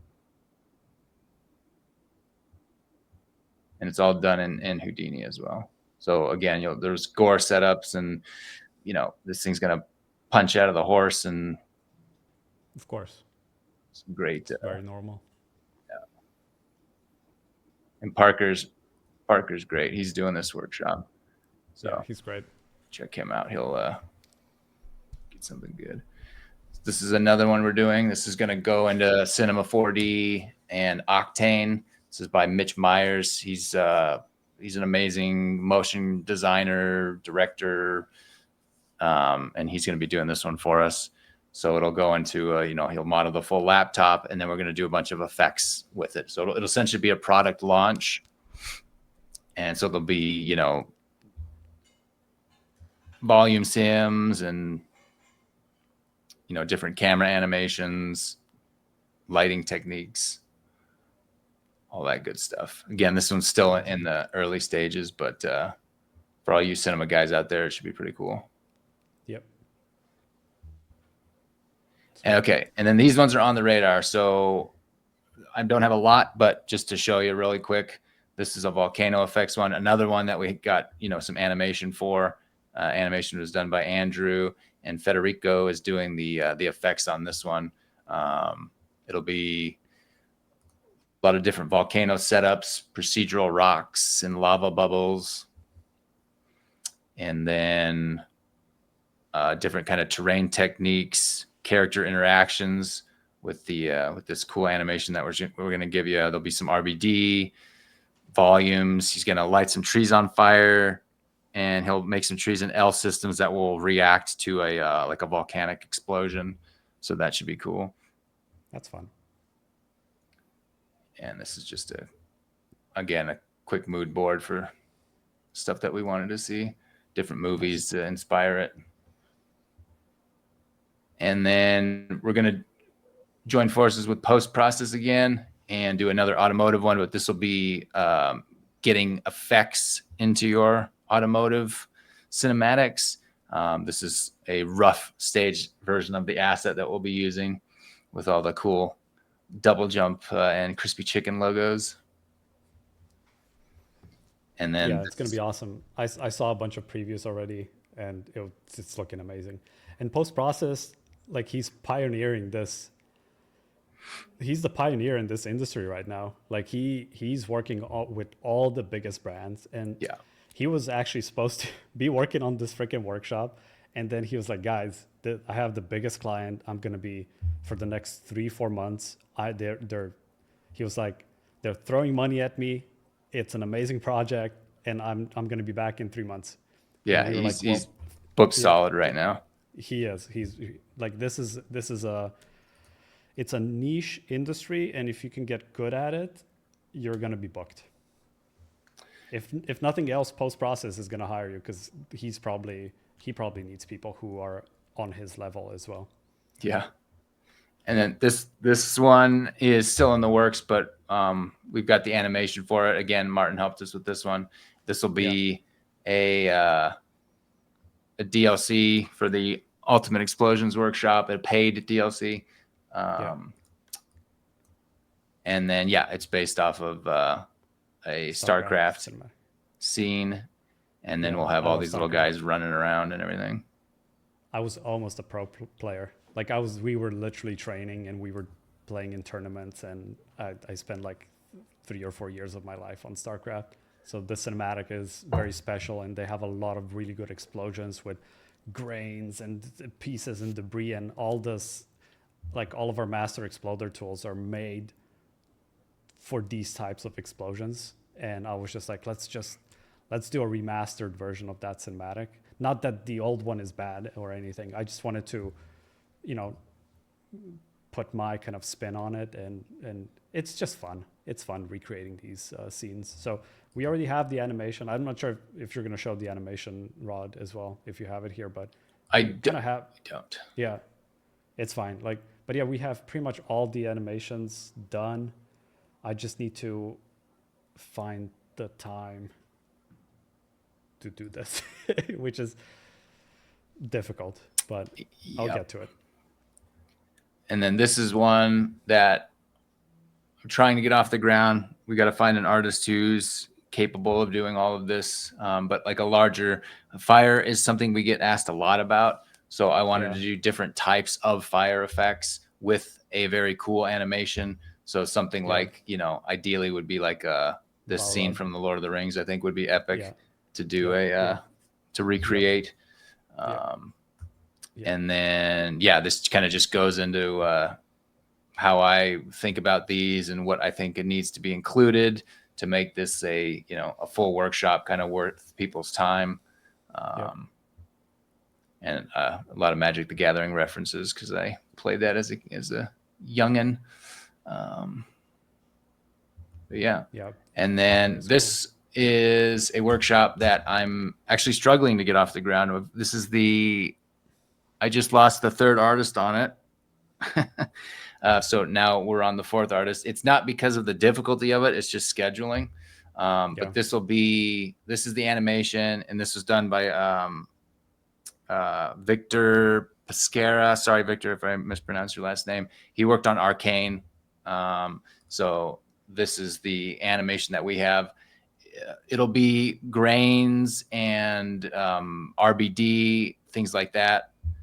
But this is like very early stages. Like this is just the animation. And then around it, we'll have other effects.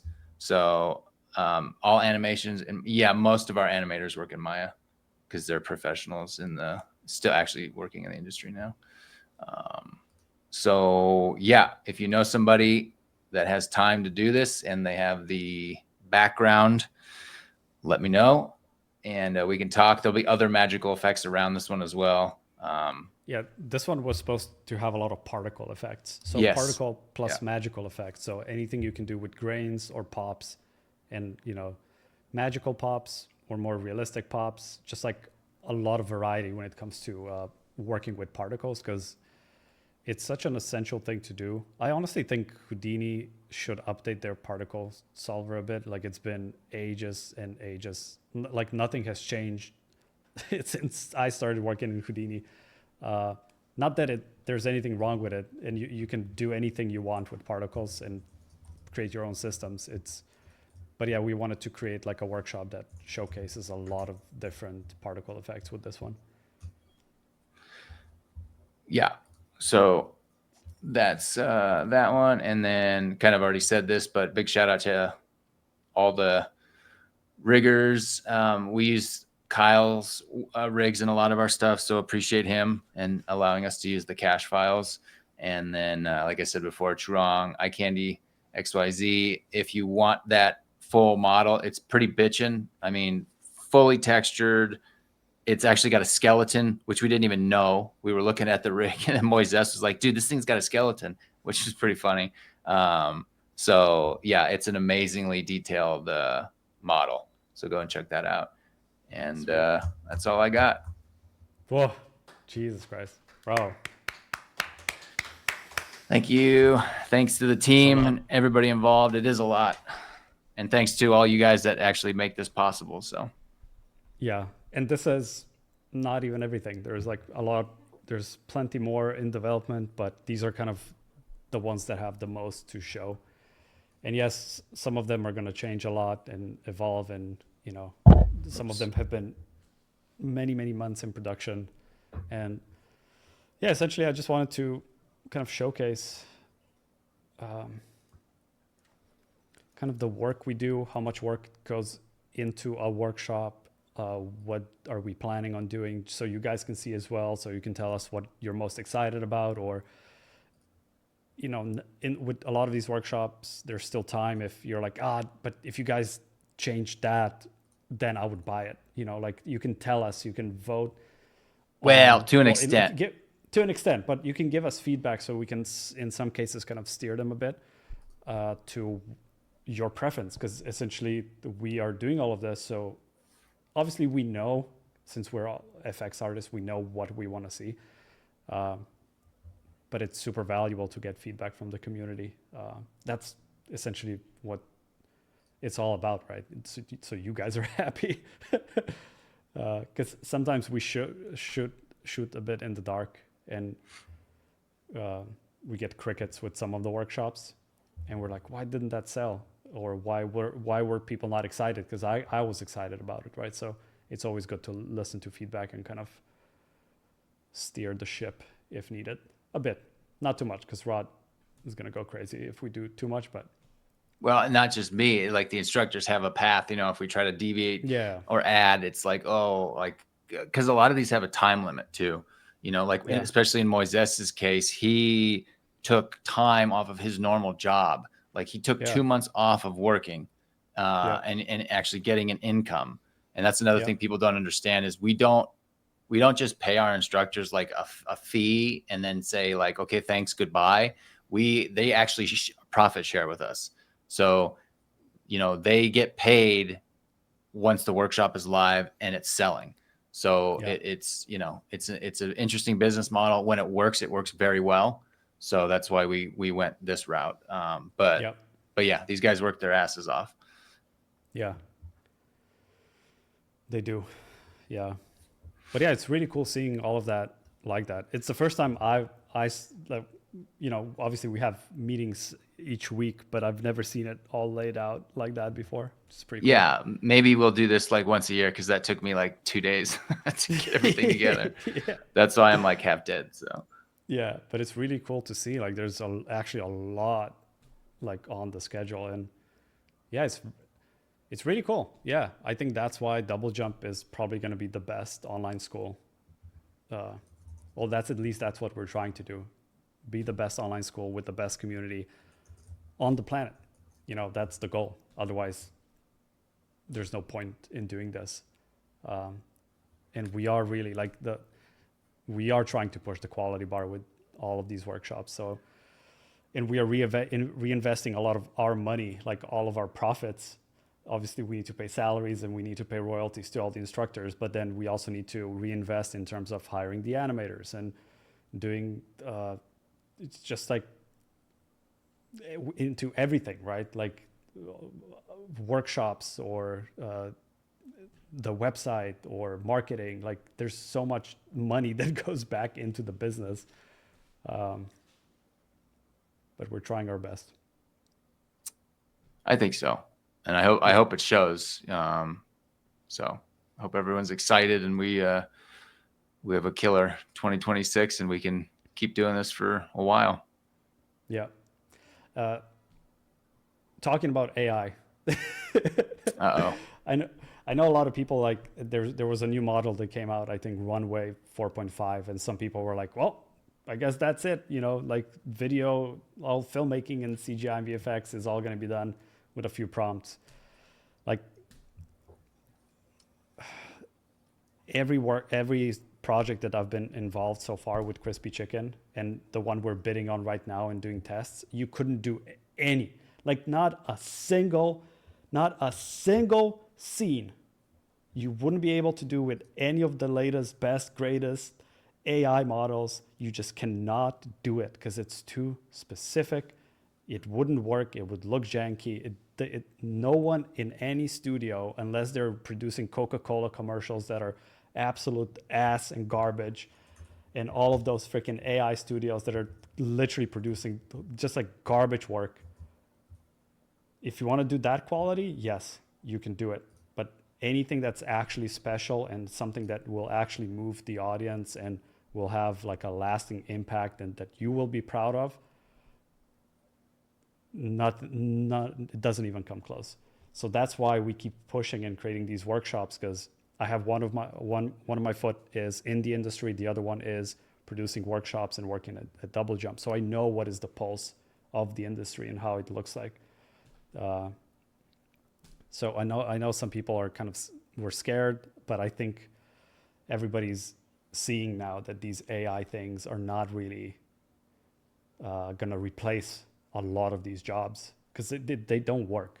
Sure, rotoscoping, like machine learning algorithms, tracking, stuff like that, like anything that's machine learned and powered by some of these AI algorithms, I think that's going to be great. Like, so kind of like tedious tasks. I think all of that will eventually get replaced. But we're doing some magical effects right now, and it's just like, there's no way. Just no way. Eventually, if things go the way we see in film and things like that, or just that a logical event chain, AI will be able to make whatever it wants to make. But the problem is, once you do that a few times, like if you're like, okay, like make this movie for me, there's no satisfaction at all in doing that, because you're doing nothing. You're literally doing nothing. And that's like, as human beings, we like to, I won't speak for everybody, but we like to create things, right? And that takes It's the time. process. And that, It's the process. it is. It's the process that actually imbues value into things. And if you're just hitting keys and saying like, hey, do this for me, it'll get old really quick. Like you will have zero satisfaction in your life. And it's just, you know, we're always going to make things, and it might be able to, the ideal would be is if we can make them a little faster. That would be kind of cool. We could get workshops done faster and things like that, but the human input still needs to be there, and it can't just be typing a prompt. And it also doesn't work. Not yet. I'm saying like in 10 years, I'm sure it'll be pretty cool. But again, it's going to be like, who cares? Like people and the audience will dictate that. Like if Netflix is getting 0 streams on an AI created movie, they're not going to do it anymore. Like, do you know what's I don't know, Gen Z or whatever the youngest generation is now? You know what their lingo is? So like if you were saying something that's not true, they would say that's AI. That's like slang now for saying, oh, is it? Okay. I don't believe you, or that's fake. They say, oh, that's AI. Got it. So if somebody ever says what I say is AI, I should take offense to it. Yes, because it means that they don't trust you. Okay, got it. So that's I'm just saying I'm cool like that. I'm with the, you know. Yeah, you're with the lingo. Kids. Not me. Yeah, I'm just in a box. That's just making workshops. But it's funny that they use it like that. Anyway, I don't want to get too deep. I actually did a podcast with the School of Motion guys recently, and I went on a 45 minutes rant about all of this AI thing. And we might upload like the full unhinged version of me. Yeah.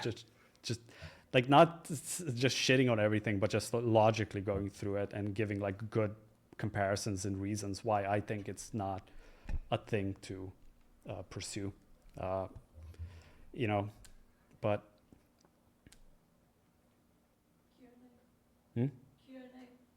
oh yeah, Q&A. Do we have any questions? It's been 2 hours.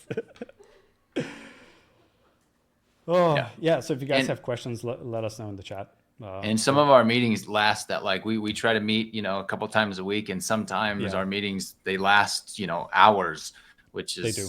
It's exhausting as well. It's a lot of work, and it's not just a lot of work, but it's so many different departments that we have to do, right? So it's like producing, directing, writing the script, then we do the promo, then we need to work with the instructors so they record themselves. In a lot of cases, they don't know how to talk in front of a camera, they don't know how to light the shots. So then we need to edit the thing, we need to market the thing. Ava needs to make all the graphics and a new landing page, and then we need to upload all the videos, compress all the videos. We need to do a webinar, we need to do multiple versions of the promo. And for each workshop, and you saw how many workshops Rod was going through, and then there's like a lot of miscellaneous million of other problems, and that's just for one workshop, right? So each time that we meet, which is like twice per week, we have a call, like a production call, and it's like 2 hours long because there's like so many things that we have to go through and fix and correct or address. And we have a system. Like I said, I created like a full wiki, which is literally step by step how to make a workshop. It's like it should be a bulletproof system, but each instructor is different, so we have to adjust. There's no real single system. No, it's not cookie cutter. It's not a cookie cutter. Yeah, you try to start as cookie cutter, but then there's different personalities, and sometimes even third parties can be an issue, right? Like softwares or whatever. So but there are a couple questions. One is an stylized animation. Animation is very tough. Urban has been pushing me to do an animation course, but every time I ask an instructor, they are hesitant because there's a lot of feedback that's needed. So we would essentially, if we do an animation course, we either take a gamble with not only our time, but the instructor's time, and we release it as a pre-recorded one, which is tough because the animation workshops need feedback and a lot of it, and almost like I would say close to live. So you would have to meet like a normal course, because it's a lot of work. You know, you're like, oh, I need you to move this or move this keyframe here, do this, do that. And you can't really do that in a Discord chat.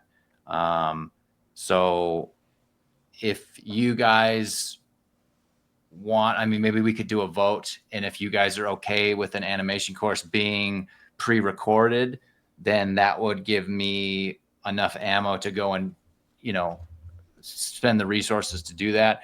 Otherwise, animation is it's tough without doing like an FX Masters type course. And those are, you know, those aren't cheap.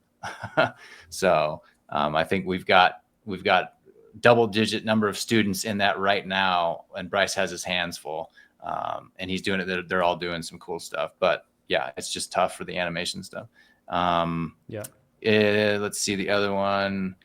Educate. Can we offer? The only way we can offer education licenses is if we bundle them with, like, if you buy a workshop like we do with Houdini and we do with the Chaos stuff now and Nuke. If you want education licenses from other softwares, it's tough. Like, I know Autodesk has a lot of programs under their banner, but if anybody from Autodesk is listening, reach out to me, because I can't get a hold of you guys. It's tough to get a hold of some of these people. So I guess the short answer is, yeah, we would love to offer education licenses for everything we do, but some companies are more difficult to get in touch with than others. Yep. And can you offer education license? Corbin.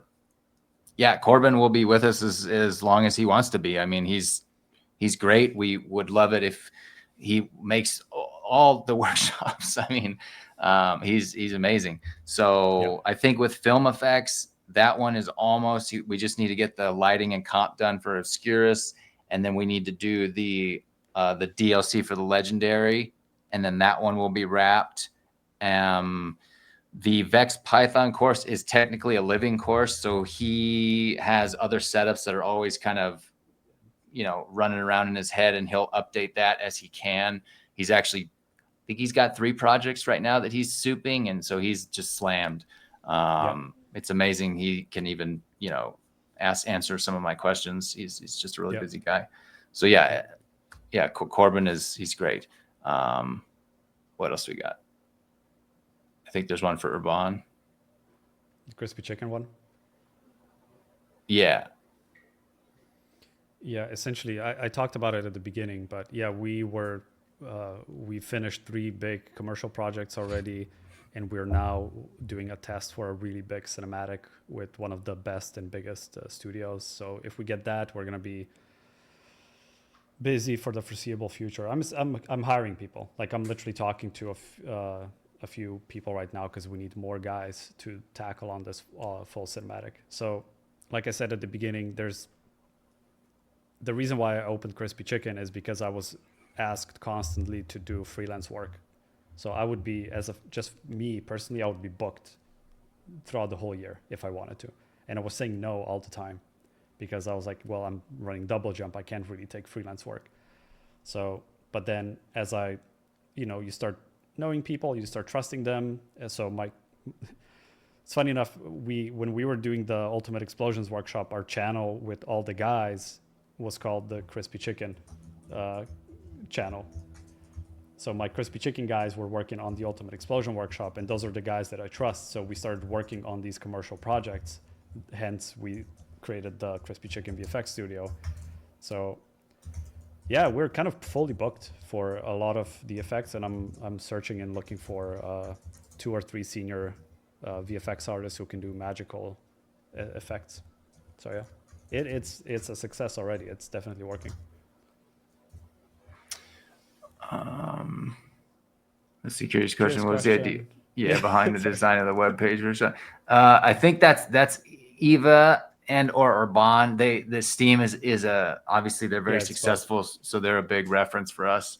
But and Steam, Eva's design skills too. So yeah, we went through a few iterations, and we were trying to make it as simple and easy to buy workshops. And obviously these gaming platforms like Steam or Xbox or whatever the other, or Blizzard, yeah, they like the Battle.net, right? Battle.net also has a very similar UI to Steam. So once you go into UX and UI, you start reverse engineering. Why does it work, right? And it's because of the colors, the shapes, the way you guide the customer. So it obviously works. That's why they're using it. So we were trying to at least replicate the user experience in that way. Junior, do you have any suggestions? Junior, what should they focus on, especially for those who have 1 to 3 years experience? For me, like that's kind of one of the hats that I wear too, is almost like a recruiter, because I have to, like, when I'm looking for instructors, I need to see certain things. So if that was my full-time job, I would be looking for reels that are not only like, hey, what did you work on in this Marvel movie that had 1,000 VFX artists? Okay, that's great. But I want to see like your personal projects, because that really shows what you are capable of. And that's where workshops come into play and things like that. So you take a workshop, you learn from it, and then you apply that knowledge to a personal project. What I don't want to see is a complete recreation of a workshop, because that only shows me that you can follow a workshop. And that's from my personal experience. At the beginning of this, I'm sure we're going to post this on YouTube, but at the beginning of this, I talked about my journey, and that's what I was trying to do, is make my own shots. And that's really where I learned the most, because I didn't have somebody to hold my hand, and it sucked. And you're cussing at the computer, you're pissed because your setups aren't working. And then when again, this goes back to the AI thing, when you actually get it to work, it's that satisfaction is, you can't, if we could bottle and sell that, we would be millionaires, like billionaires. It's honestly, you get addicted to Houdini. Solving the problems. Yeah. Oh, dude. Oh, it's so hard for me. Like, yeah, like honestly, you get addicted to solving problems. Yeah. So that's what I would say is do your own stuff, make it as good as you can, always push yourself. That's what's going to get you noticed. Like the personal project, like Ahmed did the Avatar project, and after that, his phone wouldn't stop ringing. So just make cool stuff. That's really the big thing. And just make one cool stuff. Well, yeah. You don't have to spend 16 years and then you decide to go in. Yeah. Just do one project that is on a high level. It can be a 5-second, 10-second, whatever. Just one. You don't need a 2-minute showreel. Just one project at a high level of quality, and you will be hired. 100%. Yeah. Let's see. Is there also... There's a good one for a course on how to build a successful freelance outsourced studio business. I think I would be a good person to do that workshop. I've done a lot of studio work. I did a lot of freelance work. I was supervising projects, for Blizzard, for these kind of big studios when I was working at Access.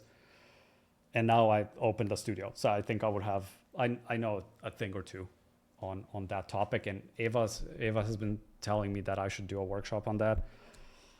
Maybe I'll do it. I do think I have some valuable things to say, but honestly, yeah, it would be like an hour, maybe 2 hours long course. Yeah. Mitch is he's a freelancer, and he's gonna cover like some of the freelance stuff in his workshop as well. So even if you might not be a Cinema 4D guy, it's still going to be a good one to see how a working freelancer gets gigs and maintains clients. Because he has a wife, he has kids, and he's got to keep work coming in. So he'll go over some of that stuff. The reason why it's hard to do a workshop like that. A lot of people, when they do a business workshop, they're like, oh, here's my spreadsheet, how to do bids and calculations. That doesn't even matter. Yeah. That stuff is like, it's so secondary. What is actually important is how it's your charisma. Are you a good team player? Can you go on a call and you hop on? I literally did this like last week. I went on a call, big studio, 5 people in the call, right? CG Soups with a lot of years of experience, worked on the biggest projects, AAA cinematics. Can you work your way around in that environment? But that's not something I can teach. That's the issue. You know, that's something that takes 10 years of experience, and you need to fail forward. You need to go on a few calls like that and completely fail. And then after you do it 10 times, and after you have like a lot of meetings with clients and customers, and you become comfortable explaining things, and your charisma, needs to shine. You need to be a bit funny. It needs to show that you're not scared in the call. Those are things I can't teach. That's why it's hard doing a workshop like that, because I feel like that's 50% of the work, and then the other 50 is, can you actually do the project? Can you actually do like effects or animation or whatever artistic role they're hiring you for? That's pretty much it. All the spreadsheets or how do you bid and that it's not that important. Like you figure that out along the way. That's why I was like, I don't even know how I would form a workshop like that, because it would just be me saying, just get better at talking and be a more charismatic person. And I don't know how to teach that. There's a good workshop. It's called From the Future, from Chris Do. He has like a business masterclass that I took years ago. And he talks a bit about that and how to negotiate with clients. That's another one. But how, like, the way to negotiate with people is just like, you just need to be confident and charismatic. I also read quite a few books on negotiating. I practiced a lot with negotiating. Me and Eva, we sometimes did role plays on. I even had friends over, like back when I was still in Slovenia. We literally, a few friends came over and we had role plays. Like if I was the customer and they were the client, and vice versa, and you literally just role play, which is you just exercise. It's like you need to put the reps in order to become good at something, and I don't know how to teach it. The best way I would say is just go on a lot of calls and fail a lot, and that's great. And after you fail a lot, you will learn how to do it, and there's no real substitute. It's not like in Houdini where I can actually show the recipe, or like, with cooking, right? You can show the recipe and you repeat it. This is just like, you literally need to practice, and you need to be a good speaker, and that's literally half of the work. So that's why I don't know how to do a workshop on freelancing.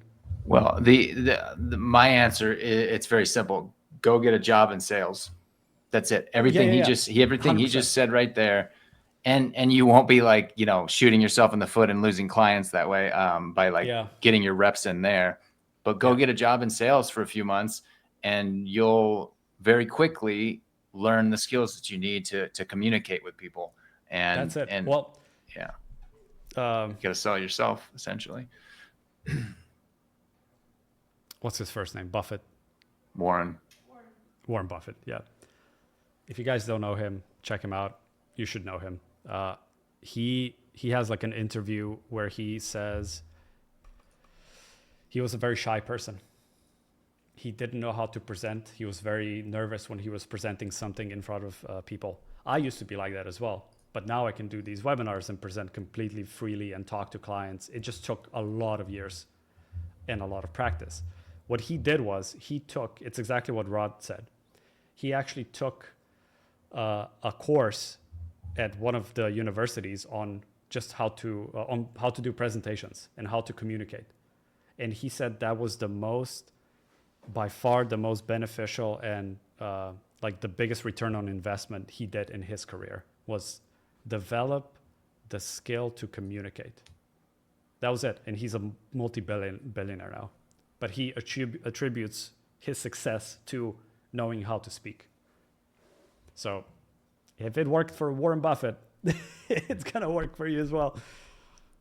And the other thing is you need to become good with not marketing, but and not even social media. You need to create a personal brand online. That really helps.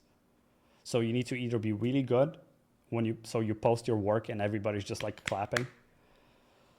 But if you're really good and you know how to speak and you do these tutorials or pro tips or whatever, you do a podcast, you know, if you look at someone like Ash Thorpe, he started a podcast. Everybody started to know who Ash Thorpe is through the podcast. He also does amazing work. And then because he was doing podcasts with a lot of amazing artists, everybody then knows you. And then you do a few presentations and you go on, like I did. I went on GDC, SIGGRAPH, FMX. I did a lot of these public presentations. People start to notice you. They know you. They trust you.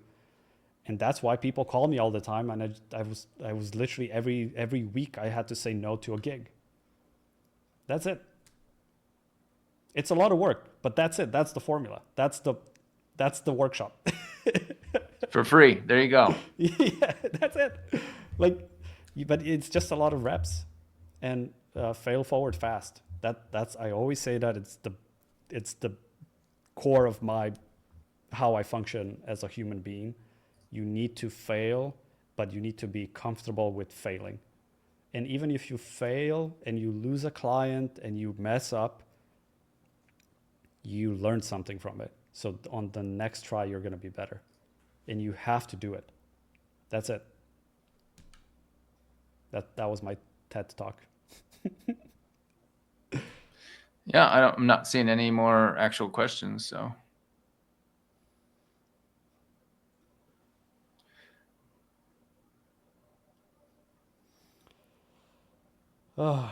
Yeah, I think that's it. I'm a bit tired. It's freaking Yeah, I got a 9 call p.m. coming here. up too. Yeah, Rod needs to work. He's on the. Forgot the expression. On the clock. Yeah, you're on the clock. Yeah. Cool, guys. Well, I hope this was educational. I hope you saw, like I said, the point was that you see how we function at DoubleJump, the work that goes in, that, you know, it's like there is quite a bit of stuff that goes into creating a workshop. And we didn't even talk about working with instructors because there's no time. Maybe that's for a part 2 of this. And we can maybe we could actually have one of the instructors on here and we can talk, like for instance, Grayson, right, would be a good one to talk to, how he records and how it is from his side working with us. Yeah, you can do that with the webinar with his workshop. Yeah, which is coming very soon. Yep, this month. Are we really? Yeah, we're releasing it this month. No, this month. This one? Yes. That's cool. Next month is the Avatar one. That'll start us off in 2026. Ah, cool. All right, cool, guys. Thanks for your time. I hope this was educational and that or entertaining in some way. Thanks, everybody. Thanks to Rod and Eva for joining this time. It was fun. We should do more of these, just more like company updates, I think. So they're not 2 hours long. Yeah. Yeah. All good. All right. Cheers, everybody. All right, guys. Bye. Take care. Bye. Thanks again. Bye. See ya.